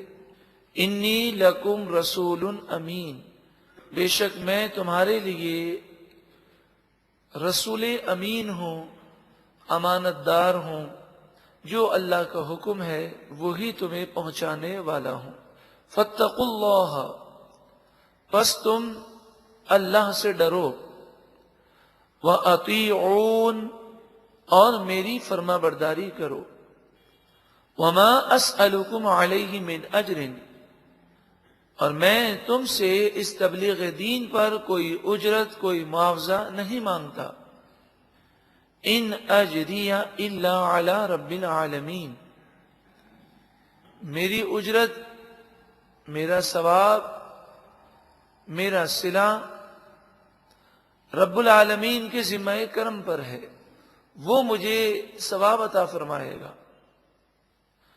اتبنون بکل ریع کیا تم ہر بلند جگہ پر بناتے ہو آیتن کوئی نشان کوئی عمارت، تعبثون تم لوگوں کا مذاق اڑاتے ہو۔ قوم عاد کی عادت تھی کہ وہ پبلک ایریاز میں جہاں سے قافلے گزرے وہاں پر بلند جگہ پر وہ عمارت بناتے اور اس پر بیٹھ جاتے، وہاں سے گزرنے والوں پر وہ چیزیں پھینکتے، ان کا مذاق اڑاتے اور کبھی کبھی انہیں ڈرا دھمکا کر ان کے مال پر وہ قبضہ کر لیتے، یعنی ڈاکہ زنی بھی کرتے۔ تو آپ نے فرمایا کیا تم یہ ایسے کام کرتے ہو؟ تمہیں خدا کا خوف نہیں؟ وَتَتَّخِذُونَ مَصَانِعَ اور تم بڑے بڑے محلات بناتے ہو، لَعَلَّكُمْ تَخْلُدُونَ شاید تم ہمیشہ رہو گے۔ کیا تمہیں اس بات کی امید ہے کہ تم ہمیشہ رہو گے؟ وَإِذَا بَطَشْتُمْ بَطَشْتُمْ جَبَّارِينَ اور جب تم کسی کی گرفت کرتے ہو تو بہت ظلم کرتے ہوئے اسے پکڑتے ہو۔ یعنی قوم بڑی سخت تھی، اگر کسی سے اس کا معاملہ ہو جاتا اور کوئی ذرا سی بات ان سے کہہ دیتا تو اسے وہ بڑی سخت سزائیں دیتے، یہاں تک کہ قرب و جوار کے لوگ قوم عاد سے ڈرا کرتے تھے۔ فاتقوا اللہ واطیعون، پس تم اللہ سے ڈرو اور میری اطاعت کرو، میرا کہنا مانو۔ واتقوا الذی امدکم بما تعلمون، اور تم اس اللہ سے ڈرو جس نے تمہاری مدد ان چیزوں سے فرمائی جنہیں تم جانتے ہو۔ امدکم بانعام و بنین، اللہ نے تمہاری مدد جانور مویشیوں اور اولاد کے ذریعے فرمائی کہ تمہیں یہ مال اور اولاد عطا فرمائے۔ وجنات وعیون، اور کئی باغات اور کئی چشمے تمہیں عطا فرمائے اور اس کے ذریعے تمہاری مدد فرمائی۔ تمہیں چاہیے کہ تم شکر کرو اور اللہ کے فرما بردار بن جاؤ۔ انی اخاف علیکم عذاب یوم عظیم، بے شک تم پر میں بڑے دن کے عذاب کا خوف کرتا ہوں، کہ وہ دن جو مقرر ہے اس دن تم ہلاک کر دیے جاؤ گے، اس دن کے عذاب سے مجھے ڈر لگتا ہے۔ قالو، وہ بولے، کافروں نے کہا، سواء علینا اوعظت، ہم پر برابر ہے، اوعظت، کیا آپ نصیحت کریں، ام لم تکم من الواعظین، یا آپ نصیحت کرنے والوں میں سے نہ ہوں، یعنی آپ کی نصیحت کا ہم پر کوئی اثر نہیں ہوگا، آپ نصیحت کریں نہ کریں ہمارے لیے برابر ہے۔ لیکن پھر بھی آپ نصیحت کرتے رہے، کیونکہ آپ اپنے فرض کو نبھاتے رہے۔ یہی مومن کو چاہیے کہ وہ مخالفت کو نہ دیکھے، وہ اپنے فرض کو پورا کرے اور نیکی کی دعوت کو عام کرے۔ ان ھذا الا خلق الاولین، یہ تو پہلے لوگوں کا طریقہ رہا ہے۔ مراد یہ ہے کہ پہلے لوگ بھی اس طرح کہتے رہے ہیں کہ اگر اللہ کی نافرمانی کرو گے تو عذاب آ جائے گا۔ تو یہ پرانی باتیں ہیں، ہم سن سن کر تھک چکے ہیں۔ آج بھی اگر آپ کسی کو نصیحت کریں تو بعض ایسے نادان بھی ہوتے ہیں کہ وہ نصیحت کو یہ کہتے ہیں یہ تو سنی بھی بات ہے، یہ تو پرانی بات ہے۔ نصیحت کبھی پرانی نہیں ہوتی۔ سب سے پہلی بات تو یہ ہے کہ جب تک نصیحت پر عمل نہ کریں وہ نصیحت سننے کا کما حق ہو، فائدہ حاصل نہیں ہوگا۔ تو ہمیں یہ نہیں دیکھنا چاہیے کہ یہ بات ہماری سنی ہوئی ہے کہ نئی ہے، ہمیں یہ دیکھنا چاہیے کہ ہم نے اس پر عمل کیا یا نہیں۔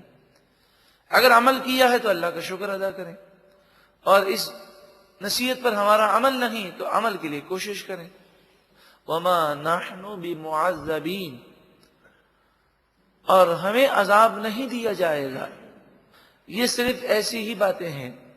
فکذبوہ، پس انہوں نے حضرت ہود علیہ السلام کو جھٹلا دیا۔ فاہلکناہم، پس ہم نے انہیں ہلاک کر دیا۔ تیز آندھی اور ہوا کو بھیج دیا گیا جس نے قوم عاد کو ہلاک کیا۔ ان فی ذلک لآیہ، بے شک ان باتوں میں ضرور نصیحت ہے، نشانی ہے عقل مندوں کے لیے۔ وما کان اکثرهم مؤمنین، اور ان میں سے اکثر ایمان لانے والے نہیں۔ وَإِنَّ رَبَّكَ لَهُوَ الْعَزِيزُ الرَّحِيمُ، اور بے شک آپ کا رب ضرور غالب مہربان ہے۔ ایک مرتبہ محبت کے ساتھ درود و سلام پڑھی۔ اللہم صلی علی سیدنا محمد۔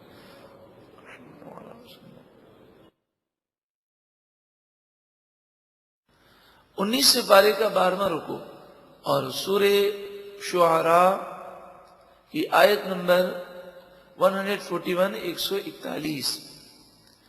کذبت ثمود المرسلین، قوم ثمود نے رسولوں کو جھٹلایا۔ اذ قال لهم اخوهم صالح، جب ان کے ہم قبیلہ حضرت صالح علیہ السلام نے ان سے فرمایا الا تتقون، کیا تم اللہ سے نہیں ڈرتے؟ انی لکم رسول امین، بے شک میں تمہارے لیے رسول امین ہوں، امانت دار رسول ہوں۔ فاتقوا اللہ، پس تم اللہ سے ڈرو، وَأَطِيعُونْ، اور میری فرما برداری کرو، وَمَا أَسْأَلُكُمْ عَلَيْهِ مِنْ أَجْرٍ، اور میں اس تبلیغ دین پر تم سے کوئی معاوضہ اجرت نہیں مانگتا۔ ان اجری الا علی رب العالمین، میرا اجر، میرے لیے ثواب، جنت کی نعمتیں وہ رب العالمین کے ذمہ کرم پر ہے۔ اب آپ نے اپنے قوم سے فرمایا کہ کب تک تم گناہ کرتے رہو گے؟ کیا تم ہمیشہ یہاں رہو گے؟ اتترکون فی ما ہاہنا آمنین، کیا تم اس دنیا میں اور ان نعمتوں میں چین سے چھوڑ دیے جاؤ گے؟ نہیں، ایک نہ ایک دن تمہیں موت مٹا کر رکھ دے گی۔ فی جنات وعیون، ان باغات میں اور چشموں میں تم باقی نہ رکھے جاؤ گے۔ وزروع، اور ان کھیتیوں میں، ونخل، اور کھجوروں میں، طلعها حدیم، جن کے شگوفے نرم و نازک ہیں۔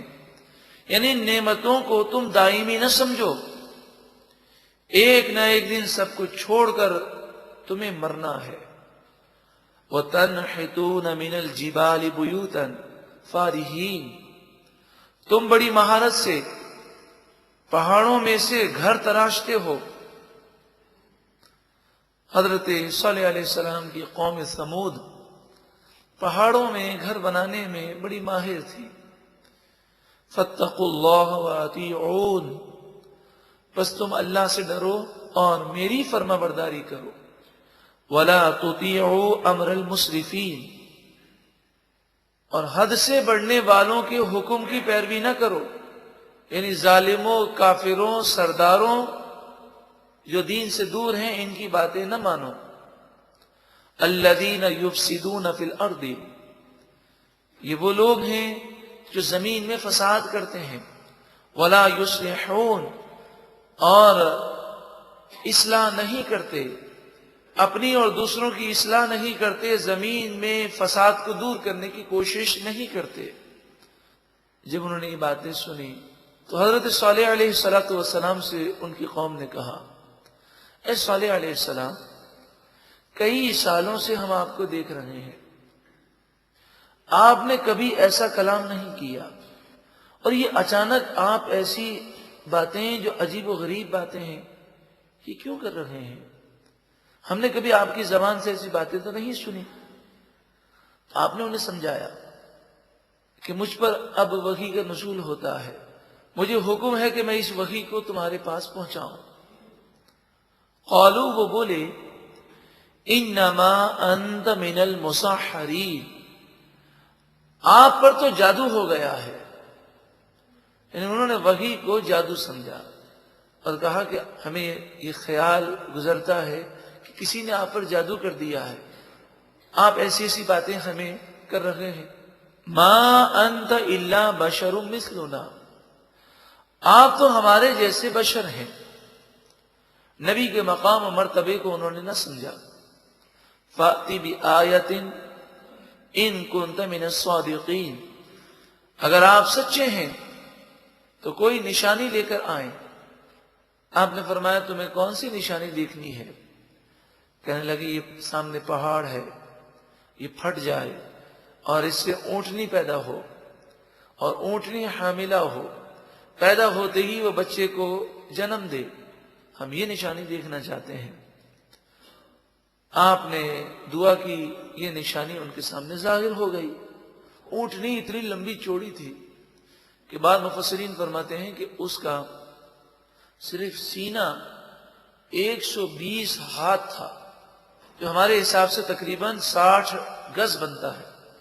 قال هذه ناقۃ لها شرب، هذه ناقہ یہ اونٹنی ہے، لها شرب ولکم شرب یوم معلوم، لها شرب اس اونٹنی کے لیے پینے کا ایک دن مقرر ہے، پانی پینے کا، وَلَكُمْ شِرْبُ یوم معلوم، اور ایک مقررہ دن میں پینے کی باری تمہارے لیے ہے۔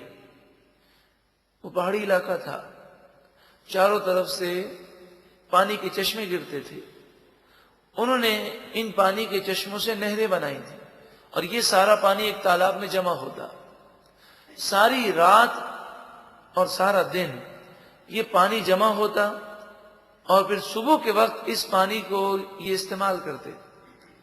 تو فرمایا یہ پورے تالاب میں جو پانی جمع ہوتا ہے، ایک دن تم استعمال کرو گے اور ایک دن یہ اونٹنی پیے گی، جس دن اونٹنی پیے گی سارا تالاب کا پانی پی جائے گی، تمہیں اس دن تالاب کا پانی نہیں پینا، اور جس دن اونٹنی کی باری ہوگی پانی پینے کی، اس دن وہ اتنا دودھ دے گی کہ جو دودھ پورے قبیلے کے لیے، پوری قوم کے لیے کافی ہوگا۔ جب یہ اونٹنی پانی پیتی تو درندے اور پرندے بھی اس تالاب سے پانی نہ پیتے۔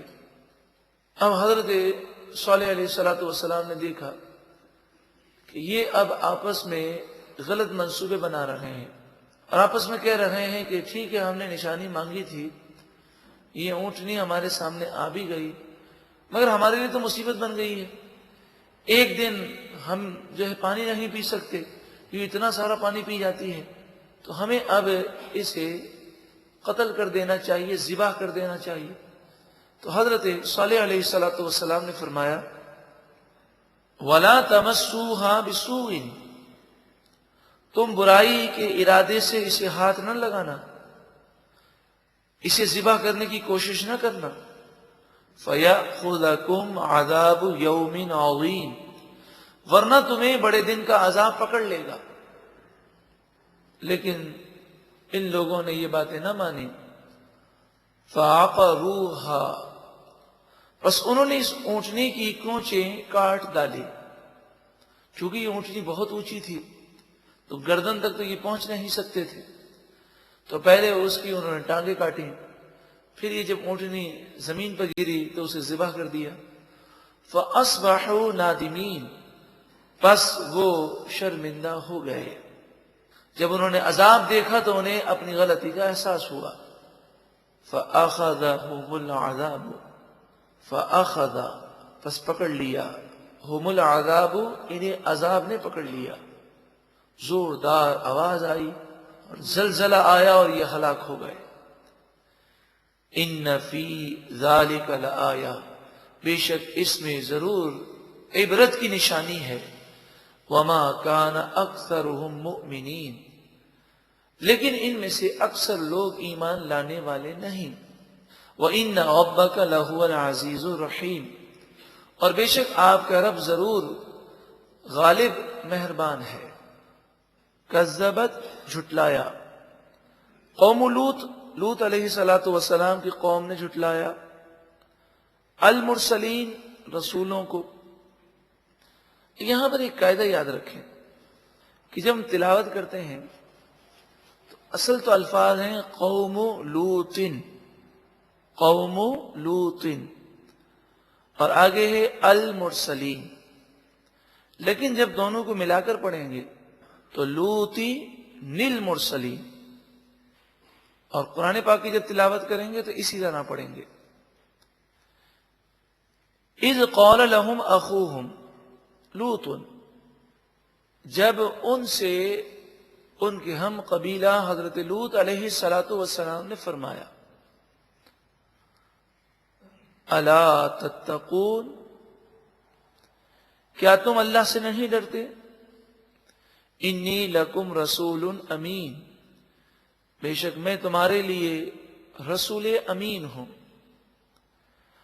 رسول کے لفظی معنی ہوتے ہیں قاصد، بھیجا جانے والا، اور امین کے معنی ہے امانت دار، یعنی میں اللہ کی طرف سے ایسا قاصد ہوں کہ میں خیانت نہیں کرتا، جو اللہ کا حکم ہے وہی تمہیں پہنچاتا ہوں۔ فاتقوا اللہ، پس تم اللہ سے ڈرو، وَأَطِيعُونَ، اور میری فرما برداری کرو، وَمَا أَسْأَلُكُمْ عَلَيْهِ مِنْ أَجْرٍ، اور میں اس تبلیغ دین پر تم سے کوئی معاوضہ اجرت نہیں مانگتا۔ ان اجری الا علی رب العالمین، میرا معاوضہ یعنی میری تبلیغ دین پر مجھے صلہ رب العالمین عطا فرمائے گا، میرا معاوضہ رب العالمین کے ذمہ کرم پر ہے۔ حضرت لوط علیہ السلام جن 5 بستیوں کی طرف مبعوث کیے گئے، یہ بستیاں بے حیائی کے کاموں میں ملوث تھیں، اور ایسے بے حیا ہو گئے تھے کہ پوری بستی میں نکاح کا رجحان ختم ہو چکا تھا۔ مرد مردوں سے اپنی شہوت کو پورا کرتے، جیسے یورپ میں ایسے لوگ بے شمار ہیں، بلکہ بعض ممالک کے اندر تو قانونی طور پر بھی انہیں اجازت ہے کہ مرد مرد سے نکاح کرے، عورت عورت سے شادی کرے۔ یہ کھلی بے حیائی اور بے شرمی ہے۔ لوط علیہ السلام کی قوم بے حیائی میں مبتلا تھی۔ بے حیائی کرنے والوں اور بے حیائی کو پھیلانے والوں کے لیے عبرت ہے۔ اتأتون الذکران من العالمین، کیا تم سارے جہاں میں صرف لڑکوں کے پاس آتے ہو؟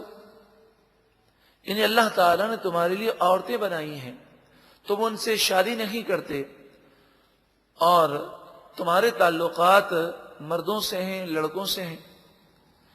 وَتَذَرُونَ مَا خَلَقَ لَكُمْ رَبُّكُمْ مِنْ أَزْوَاجِكُمْ، تمہارے رب نے تمہاری بیویاں جو تمہارے لیے بنائیں، تم انہیں چھوڑ دیتے ہو، ان کی طرف تمہاری کوئی رغبت نہیں، اور بے حیائی کے کاموں میں ملوث ہو۔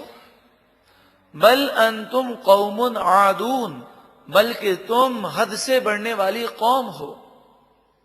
گو کہ یہاں پر لوط علیہ السلام کی قوم کی مذمت دوسرے انداز میں اور دوسرے اعتبار سے ہے، مگر فی زمانہ بے حیائی اس قدر عام ہو گئی کہ نعوذ باللہ من ذالک، ایسے نادان بے شمار ہیں کہ جنہیں اپنی بیویوں سے کوئی دلچسپی نہیں ہوتی۔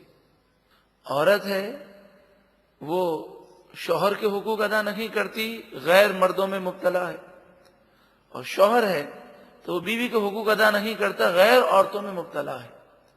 اسے ہم یوں کہہ سکتے ہیں کہ شیطان نے حلال کام جو ہے اس سے توجہ ہٹا کر حرام میں مبتلا کر دیا۔ انسان اگر بد نگاہی کرے، اگر غیر عورتوں سے گفتگو کرے، بد نگاہی کرے، ان سے بظاہر وہ دوستیاں کرے، چاہے وہ یہ کہے کہ یہ دوستیاں میری کوئی ایسی دوستیاں نہیں ہیں، یہ سب حرام اور جہنم میں لے جانے والے کام ہیں۔ مجھے بڑا افسوس ہوا، مجھے کسی نے بتایا کہ ٹی وی پر ایک شخص جو آزاد خیال ہے لیکن اپنے آپ کو دین کا عالم سمجھتا ہے، لیکن وہ عالم نہیں ہے، صرف فرفر انگلش بول لینا اور چند عربی کے جملے یاد کر لینا اور ترجمہ یاد کرنے سے کوئی عالم نہیں بن جاتا۔ تو اس سے یہ سوال کیا گیا، کیا مرد اور عورتوں کی دوستیاں، نامحرم مرد نامحرم عورتوں سے دوستی رکھیں، تعلقات رکھیں، تو کیا حرج ہے؟ تو اس نے کہا اس میں کوئی حرج نہیں ہے، بس دل پاک ہونا چاہیے۔ ارے رسول اللہ صلی اللہ علیہ وآلہ وسلم تو دیکھنے سے منع فرماتے ہیں۔ آپ یہ فرماتے ہیں کہ کوئی مرد کسی عورت کے ساتھ تنہا نہ بیٹھے، کہ نامحرم عورت کے ساتھ جب وہ تنہا بیٹھے گا تو تیسرا شیطان ضرور ہوگا۔ تو آپ تو اس سے بھی منع کر رہے ہیں، تو یہ عالم نہیں ہو سکتا، یہ تو شیطان ہے کہ جو علماء کا لبادہ اوڑھ کر، پینٹ شرٹ اور ٹائی وہ لگا کر، کلین شیو ہو کر، ننگے سر قرآن کا درس دے رہا ہے، تو یہ تو کوئی قرآن کا درس دینے والا نہیں بلکہ انسانی روپ میں شیطان ہے کہ جو رسول اللہ صلی اللہ علیہ وآلہ وسلم کی شریف احادیث کے خلاف لوگوں کا ذہن خراب کر رہا ہے. تو صرف آنکھیں بند کر کے آپ ٹی وی پر پروگرام نہ دیکھیں کہ جو بھی آئے وہ سچ بات کر رہا ہے. ہمیں یہ دیکھنا ہے کہ ٹی وی پر آنے والا کوئی الہامی یا وحی کی باتیں نہیں کرتا. ہمیں یہ چیک کرنا ہے کیا وہ قرآن و حدیث کے مطابق باتیں کر رہا ہے تو ہمیں اس کی باتیں سننی ہے. اور اگر اس کے عقائد درست نہیں یا وہ بے حیائی والی باتیں کر رہا ہے اور لوگوں کو مس گائیڈ کر رہا ہے تو ہمیں اس کی تقاریر نہیں سننی. کہیں ایسا نہ ہو کہ ان کی تقاریر سن کر ہمارا ایمان برباد ہو جائے. اس لیے کہ گناہ کو گناہ سمجھنا یہ فرض ہے. اگر گناہ کو گناہ نہیں سمجھیں گے اور جائز سمجھیں گے تو یہ مزید بڑا گناہ ہے اور بسا اوقات ایمان برباد ہو جاتا ہے. بل انتم قوم عادون، بلکہ تم حد سے بڑی ہوئی قوم ہو. قالوا، وہ بولے، لئن لم تنتہی یا لوط، اے لوط علیہ السلام اگر آپ باز نہ آئے اور تبلیغ دین کرتے رہے، لتکونن من المخرجین، ضرور بضرور آپ نکالے ہوئوں میں سے ہو جائیں گے، یعنی ہم آپ کو بستی سے نکال دیں گے. قال انی لعملکم من القالین، آپ نے ارشاد فرمایا بے شک میں تمہارے کاموں سے بیزار ہوں. ربی نجنی، اے میرے رب مجھے نجات دے. وَأَهْلِي، اور میرے گھر والوں کو اور میرے ساتھ مومنین کو نجات دے. مما یعملون، ان تمام کاموں سے جو یہ کرتے ہیں. فَنَجَّيْنَاهُ، پس ہم نے حضرت لوط علیہ السلام کو نجات عطا فرمائی.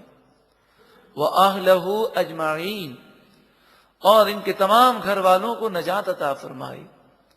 إِلَّا عَجُوزًا فِي الْغَابِرِينَ، سوائے اس بڑھیا کے جو پیچھے رہنے والوں میں تھی، یعنی حضرت لوط علیہ السلام کی زوجہ جو منافقہ تھی، اس پر اللہ کا عذاب آیا. ثم دمرنا الآخرین، پھر باقی لوگوں کو ہم نے ہلاک کر دیا. انہیں نجات دی جنہیں ہم نے نجات دی، اور باقی لوگوں کو ہم نے ہلاک کر دیا. وَأَمْطَرْنَا عَلَيْهِمْ مَطَرًا، اور ہم نے ان پر پتھروں کی بارش برسائی. فَسَاءَ مَطَرُ الْمُنذَرِينَ، ڈرائے ہوئے لوگوں کی سب سے بری بارش تھی. یعنی آج تک جن لوگوں پر عذابات آئے ان لوگوں پر یہ سب سے سخت عذاب تھا کہ پتھر مار مار کر ہلاک کر دیے گئے، اس لیے کہ وہ بے حیائی کے کام کو فروغ دیتے تھے. ایسے لوگوں کے لیے دنیا اور آخرت میں سخت سزا ہے. الحیاء من الایمان، نبی اکرم صلی اللہ علیہ وآلہ وسلم نے بہت زیادہ زور حیا پر دیا ہے. آپ نے فرمایا الحیاء من الایمان، حیا ایمان کا اہم جز ہے. اگر شرم و حیا کسی کے دل سے نکال دی جائے تو ایک نہ ایک دن وہ ایمان سے بھی محروم ہو جاتا ہے. اس لیے سب سے زیادہ شرم و حیا پر زور دیا گیا، اور جو بے حیائی کے فروغ میں ملوث تھے ان پر سخت عذاب بھیجا گیا. ان فی ذلک لآیہ، بے شک ان تمام باتوں میں ضرور نشانی ہے. وما کان اکثرهم مؤمنین، اور ان میں سے اکثر ایمان لانے والے نہیں. وَإِنَّ رَبَّكَ لَهُوَ الْعَزِيزُ الرَّحِيمُ، اور بے شک آپ کا رب ضرور وہی غالب مہربان ہے. سورۃ الشعراء کی آیت نمبر 176. کذب اصحاب الایکۃ المرسلین، جھاڑی والوں نے رسولوں کو جھٹلایا. اصحاب الایکہ کے معنی ہے جھاڑی والے. حضرت شعیب علیہ السلام مدین کی طرف مبعوث کیے گئے. مدین سے باہر جنگلات میں جھاڑیوں میں ایک قوم رہتی تھی، ان کی طرف بھی حضرت شعیب علیہ السلام بھیجے گئے۔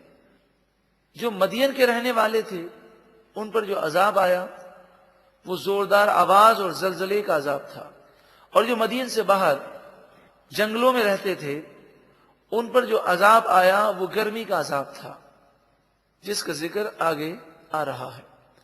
اذ قال لهم شعیب، جب ان سے شعیب علیہ السلام نے فرمایا، الا تتقون، کیا تم ڈرتے نہیں ہو؟ انی لکم رسول امین، بے شک میں تمہارے لیے امانت دار رسول ہوں۔ فاتقوا اللہ، پس تم اللہ سے ڈرو، وَأَطِيعُونَ، اور میری فرما برداری کرو، وَمَا أَسْأَلُكُمْ عَلَيْهِ مِنْ أَجْرٍ، اور میں اس تبلیغ دین پر تم سے کوئی معاوضہ نہیں مانگتا۔ ان اجریہ الا علی رب العالمین، میرا صلہ تو رب العالمین کے ذمہ کرم پر ہے۔ حضرت شعیب علیہ السلام کی قوم ناپ تول میں کمی کرنے کا شکار تھے، وہ یہ گناہ کرتے، ناپ تول میں کمی کرتے، اور اس کے علاوہ وہ شرک بھی کرتے۔ اوف الکیلا، اے میری قوم ناپ پورا ناپو، ولا تکونوا من المخسرین، اور گھٹا کر دینے والوں میں نہ ہو، ناپ کر لوگوں کو پوری چیز دو، چیزیں کم کر کے نہ دو، ناپ تول میں کمی نہ کرو۔ وزنوا بالقسطاس المستقیم، اور چیزوں کو وزن کرو صحیح ترازو سے، ترازو میں خرابی نہیں ہونی چاہیے۔ ولا تبخسوا الناس اشیاءهم، اور لوگوں کو چیزیں گھٹا کر نہ دو۔ ولا تعثوا فی الارض مفسدین، اور زمین میں فساد کرتے ہوئے نہ پھرو۔ حضرت شعیب علیہ السلام کی یہ قوم لوگوں پر ڈاکہ بھی ڈالتی، اور جنگل سے گزرنے والے قافلوں پر وہ حملہ کر کے ان کے مال کو لوٹ لیتے۔ واتقوا الذی خلقکم، اس اللہ سے ڈرو جس نے تمہیں پیدا کیا۔ والجبلۃ الاولین، اور تم سے پہلے لوگوں کو پیدا کیا۔ قالوا، وہ بولے، انما انت من المسحرین، آپ پر تو جادو ہو گیا ہے۔ وما انت الا بشر مثلنا، آپ تو ہمارے جیسے بشر ہیں، یعنی نبی کے مقام و مرتبے کو انہوں نے نہ سمجھا۔ وَإِنَّ ظُنُّكَ لَمِنَ الْكَاذِبِينَ، ہم یہ گمان کرتے ہیں کہ ضرور آپ جھوٹوں میں سے ہیں۔ نعوذ باللہ من ذالک، اگر آپ کہتے ہیں عذاب آ جائے گا تو کئی سال گزر گئے، روز آپ ایک ہی بات کرتے ہیں، عذاب کیوں نہیں آتا؟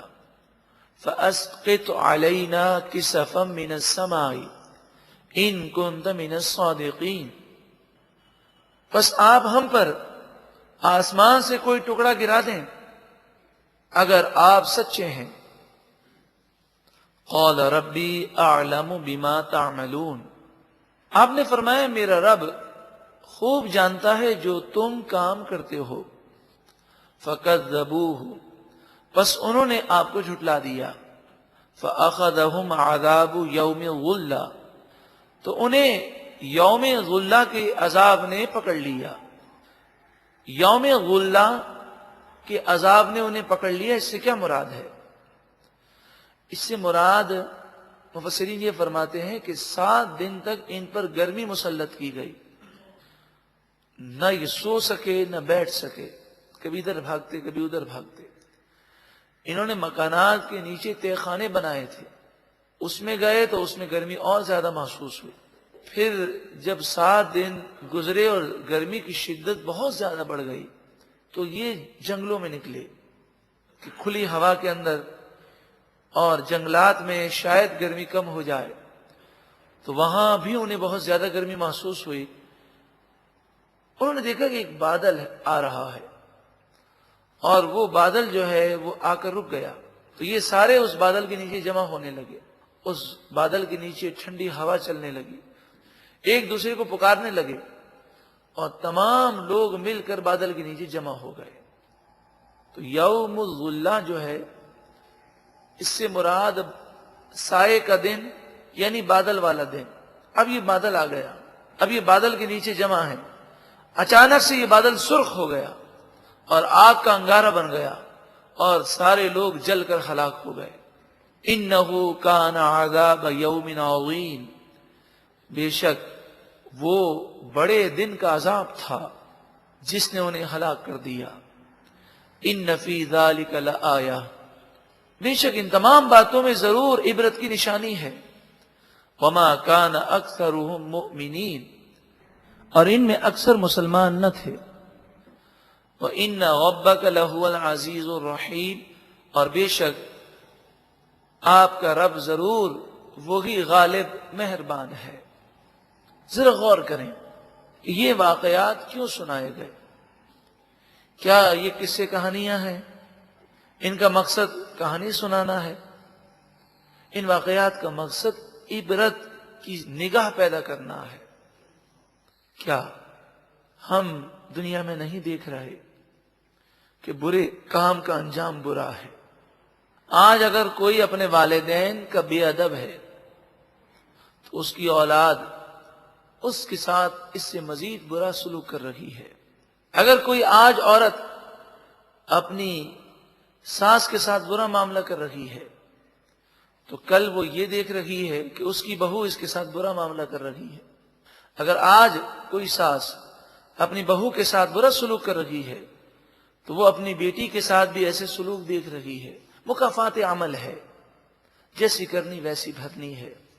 ایک بزرگ فرماتے ہیں، اب اپنی کتاب میں لکھتے ہیں کہ ایک شخص اپنے گھر میں آیا تو اس کی زوجہ بڑی پریشان تھی اور کہا کہ فلاں شخص آج کوئی چیز دینے کے لیے آیا اور اس کا معمول ہوگا آنے کا، اور وہ پردے میں رہ کر اس سے چیز لے لیتی ہوں گی۔ تو انہوں نے کہا بڑا عجیب معاملہ ہے، آج مجھے اس کی نیت درست نہ لگی۔ اللہ تبارک و تعالیٰ نے عورت کے اندر یہ وصف پیدا کیا ہے کہ مرد کی نگاہ جیسے ہی خراب ہو، عورت کو اللہ تعالیٰ نے ایسی حس دی ہے وہ نگاہ کو بھانپ لیتی ہے۔ یعنی اگر کسی کی نگاہ پڑے غلطی میں یا جان بوجھ کر، اور نگاہ کے اندر جیسے ہی برا خیال آئے، عورت کے اندر اللہ تعالیٰ نے یہ وصف رکھا، تو انہوں نے کہا کہ مجھے اس کی نیت درست نہ لگی، تو نہ جانے کیا ہو گیا، آج اس کی نیت خراب ہو گئی۔ تو اس شخص نے کہا یہ مکافات عمل ہے، آج میں نے راستے میں کسی عورت پر نگاہ ڈالی اور برا خیال مجھے آیا، اس کی مجھے سزا دکھائی گئی۔ اگر ہم یہ چاہتے ہیں کہ ہماری ماں، ہماری بیٹی، ہماری بہن، ہماری زوجہ پر کوئی گندی نگاہ نہ ڈالے تو اپنی نگاہوں کو پاک کر لیجیے، اپنے دل کو پاک کر لیجیے، کیونکہ دنیا کے اندر بھی جیسی کرنی ویسی بھرنی ہے۔ اگر ہم یہ چاہتے ہیں کہ ہماری اولاد ہماری فرما بردار ہو تو ہم اپنے ماں باپ کے فرما بردار ہو جائیں، ان کی خدمت کرنے والے بن جائیں۔ ہم یہ چاہتے ہیں کوئی ہمیں فراڈ نہ کرے تو ہم کسی سے فراڈ نہ کریں۔ اسی لیے فرمایا مومن وہ ہے کہ جیسا وہ اپنے لیے پسند کرتا ہے ویسے ہی دوسرے مسلمان کے لیے پسند کرے، اور جو اپنے لیے ناپسند کرتا ہے وہی چیز مسلمان کے لیے ناپسند کرے۔ اللہ تعالی ہمیں عمل کی توفیق عطا فرمائے۔ آیت نمبر 192 سورۃ الشعراء، اس کا 11واں رکوع اور 19ویں پارے کا 15واں رکوع۔ وَإِنَّهُ، اور بے شک یہ قرآن، لَتَنزِيلُ رَبِّ الْعَالَمِينَ، رب العالمین کی طرف سے اتارا ہوا ہے۔ نزل بہ الروح الامین، اسے لے کر روح امین جبریل امین اترے ہیں۔ علی قلبک، آپ کے دل مبارک پر اس قرآن کا نزول ہوا۔ لتکون من المنذرین، تاکہ آپ ڈر سنانے والے بن جائیں۔ لوگوں کو اللہ کے عذاب سے ڈرائیں. بِلِسَانٍ عَرَبِيٍّ مُبِينٍ، واضح عربی زبان میں یہ قرآن نازل ہوا. وَإِنَّهُ لَفِي زُبُرِ الْأَوَّلِينَ، اور بے شک پہلی کتابوں میں اس کا ذکر اور اس کا چرچا موجود ہے. زبر کتابیں، اولین پہلی. توریت، زبور، انجیل اور پچھلے صحیفوں میں قرآن کا ذکر اور اس کا چرچا موجود ہے. اولم یکن لہم آیۃ ان یعلمہ علماء بنی اسرائیل، کیا ان لوگوں کے لیے یہ بات نشانی نہ بنی کہ بنی اسرائیل کے علماء اس قرآن کو اور حضور کو جانتے ہیں.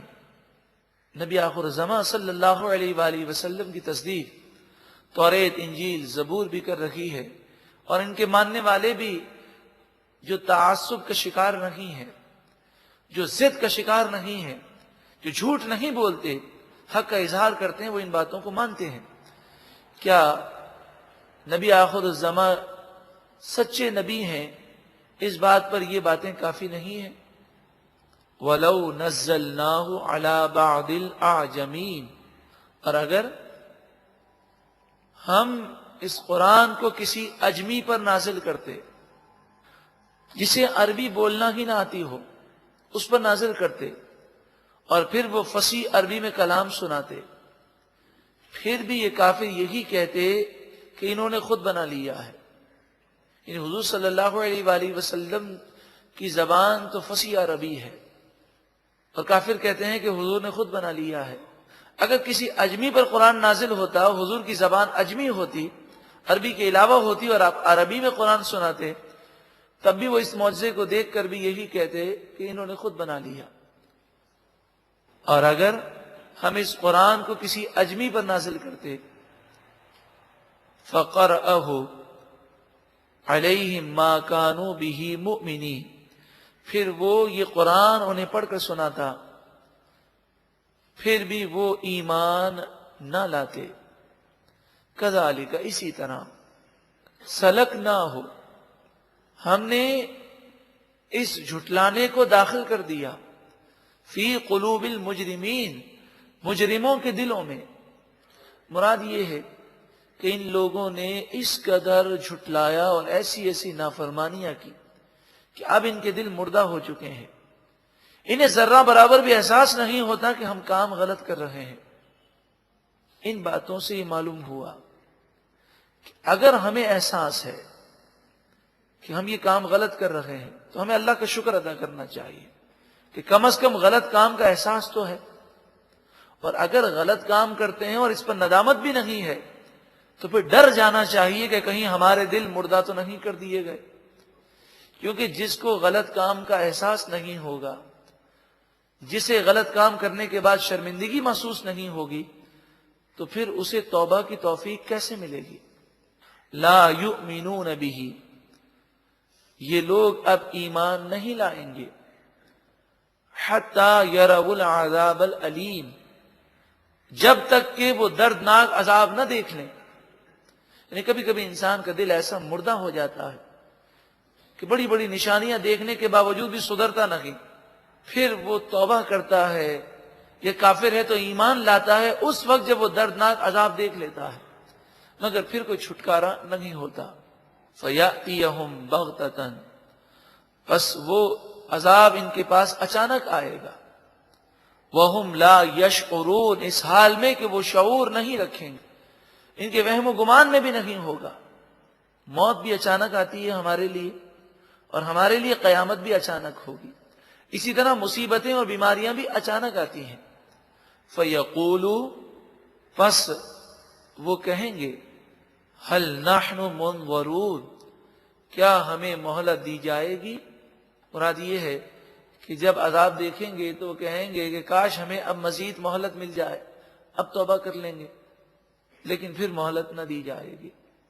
کافروں نے نبی اکرم صلی اللہ علیہ وآلہ وسلم سے عرض کی کہ آپ جس عذاب سے ڈرا رہے ہیں، کئی سال گزر گئے، اس عذاب میں سے تو کچھ بھی ہمارے پاس نہیں آیا. اگر ہم غلط ہیں تو جلدی عذاب ہمارے اوپر بھیجیں.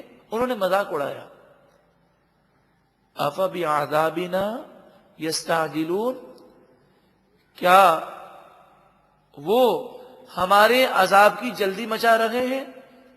افرأیت ان متعناہم سنین، ذرا بھلا بتاؤ اگر ہم انہیں کئی سال تک عیش و عشرت میں رہنے دیں، دنیاوی ساز و سامان انہیں دیں، صحت تندرستی اولاد مال کی فراوانی ہم کر دیں کئی سالوں تک، ثم جاءہم، پھر ان کے پاس آئے، ما کانوا یوعدون، وہ عذاب جس کا وعدہ ان سے کیا جاتا ہے، موت پر عذابات شروع ہوں گے قبر کے اور آخرت کے، قیامت ہے، اس کے علاوہ دنیاوی طور پر پکڑ، ما اغنا عنہم ما کانوا یمتعون، تو جو کچھ ان کو دیا گیا یہ مال اولاد انہیں اللہ کے عذاب سے کچھ بھی نہیں بچا سکیں گے، تو چاہے کتنی لمبی عمر ہو جائے، چاہے کتنا ہی ان کے پاس مال جمع ہو جائے،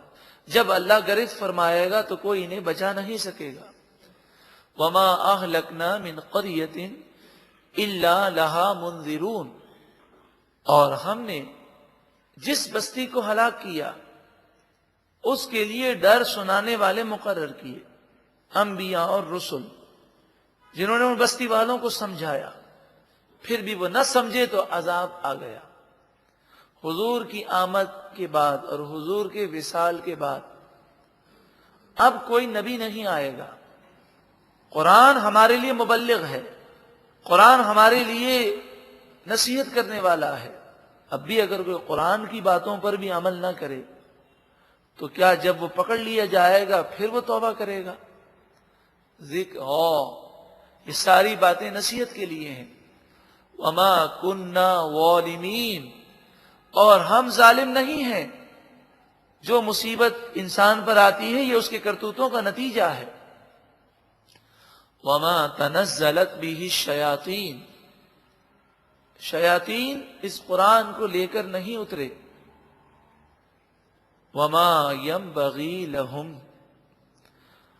اور شیاطین اس کے قابل بھی نہیں ہیں۔ وما یستطیعون، اور وہ اس کی طاقت بھی نہیں رکھتے۔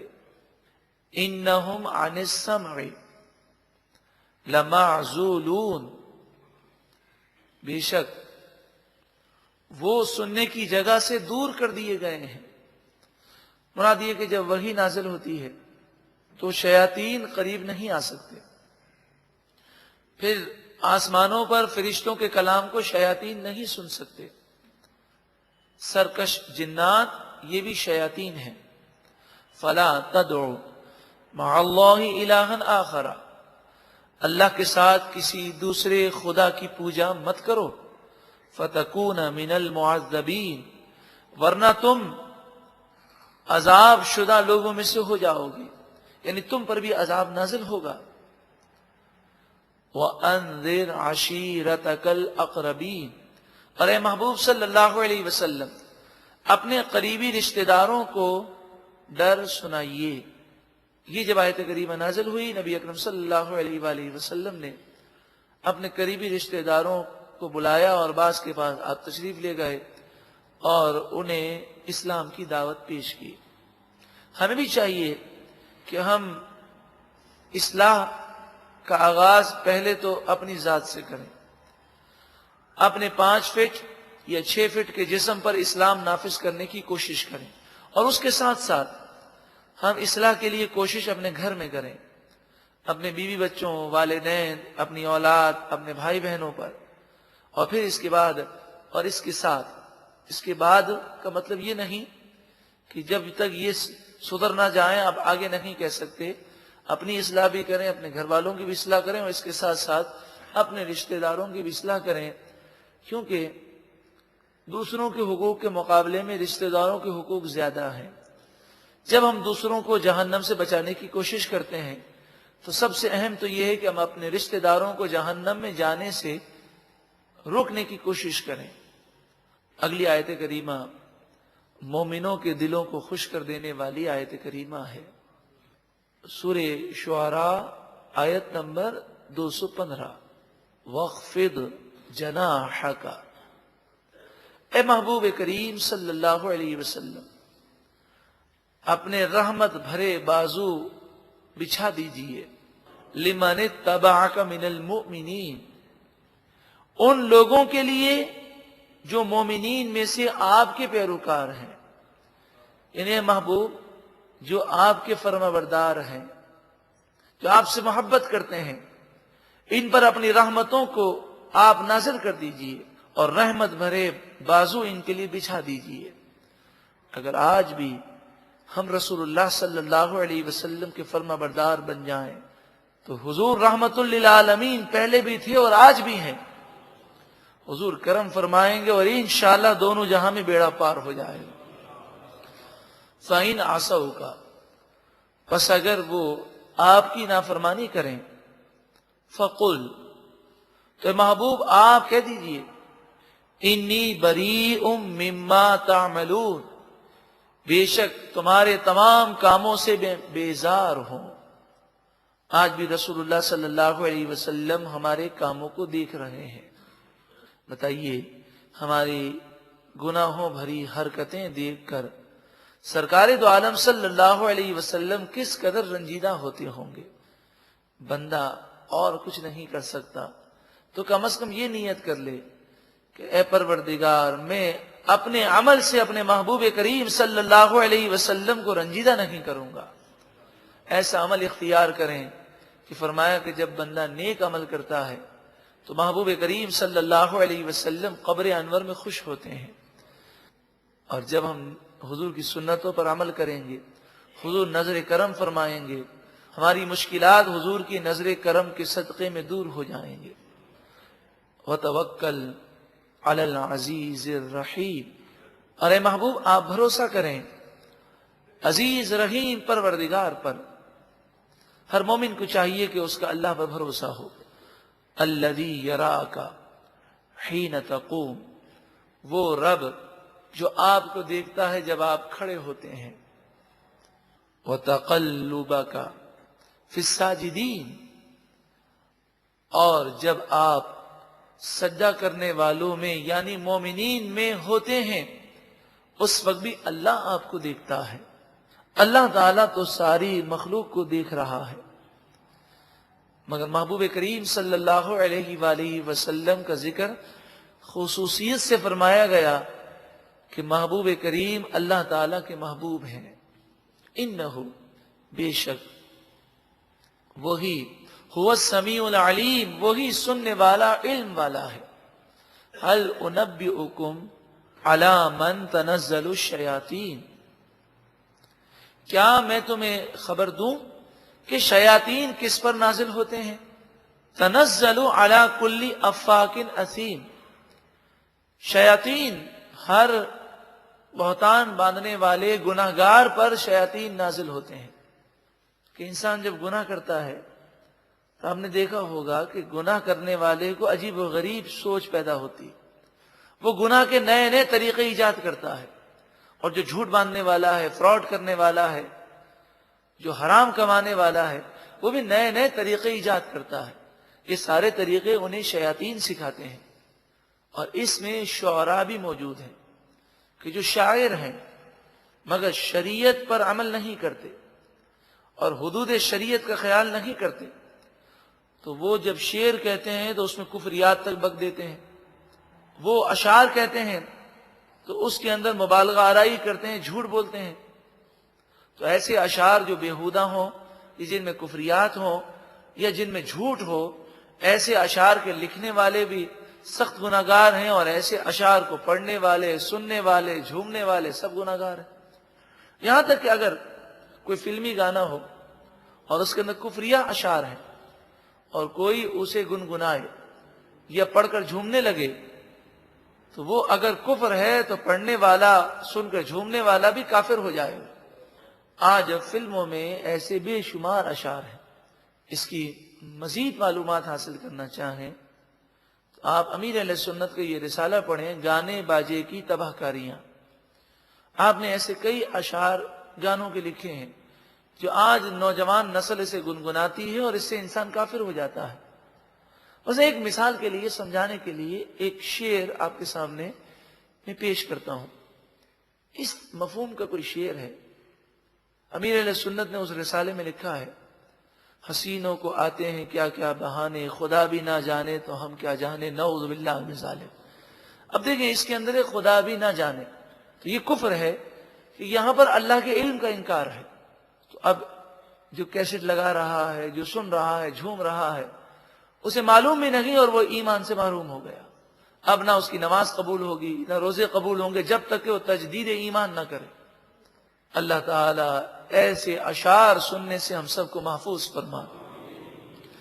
یلقون السمع، وہ سنی ہوئی باتیں ان لوگوں پر ڈالتے ہیں. شیاطین باتیں سنتے ہیں اور ایک دوسرے کی باتیں دوسروں تک پہنچاتے ہیں. خاص طور پر جو جادوگر ہیں ان کے قبضے میں سرکش جنات ہوتے ہیں اور وہ ان کے کہنے پر بہت سارے کام کرتے ہیں. وَأَكْثَرُهُمْ كَاذِبُونَ، اور ان میں سے اکثر جھوٹے ہیں. یعنی شیاطین سرکش جنات جو باتیں بتاتے ہیں ان میں سے اکثر باتیں جھوٹی ہوتی ہیں.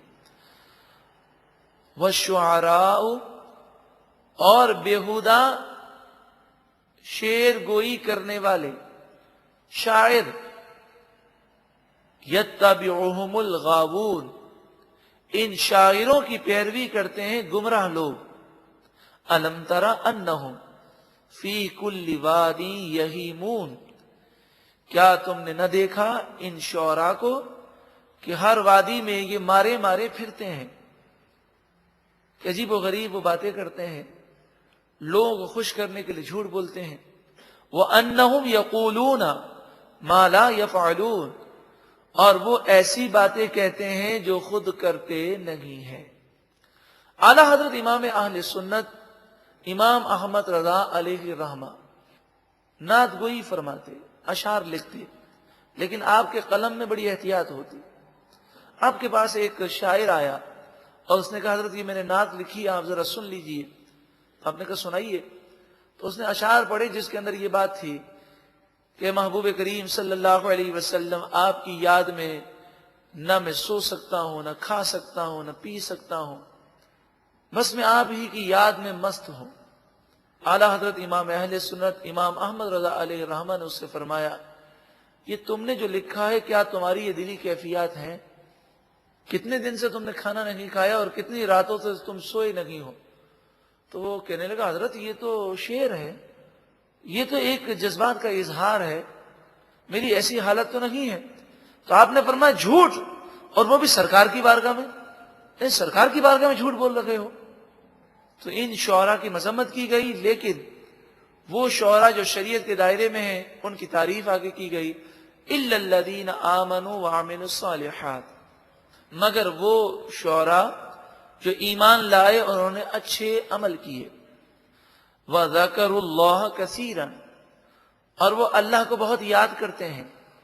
ان کے اشعار کے اندر بیہودگی، جھوٹ یہ کفریات نہیں ہوتے، بلکہ اللہ کا ذکر ہوتا ہے، اس کے محبوب کا ذکر ہوتا ہے.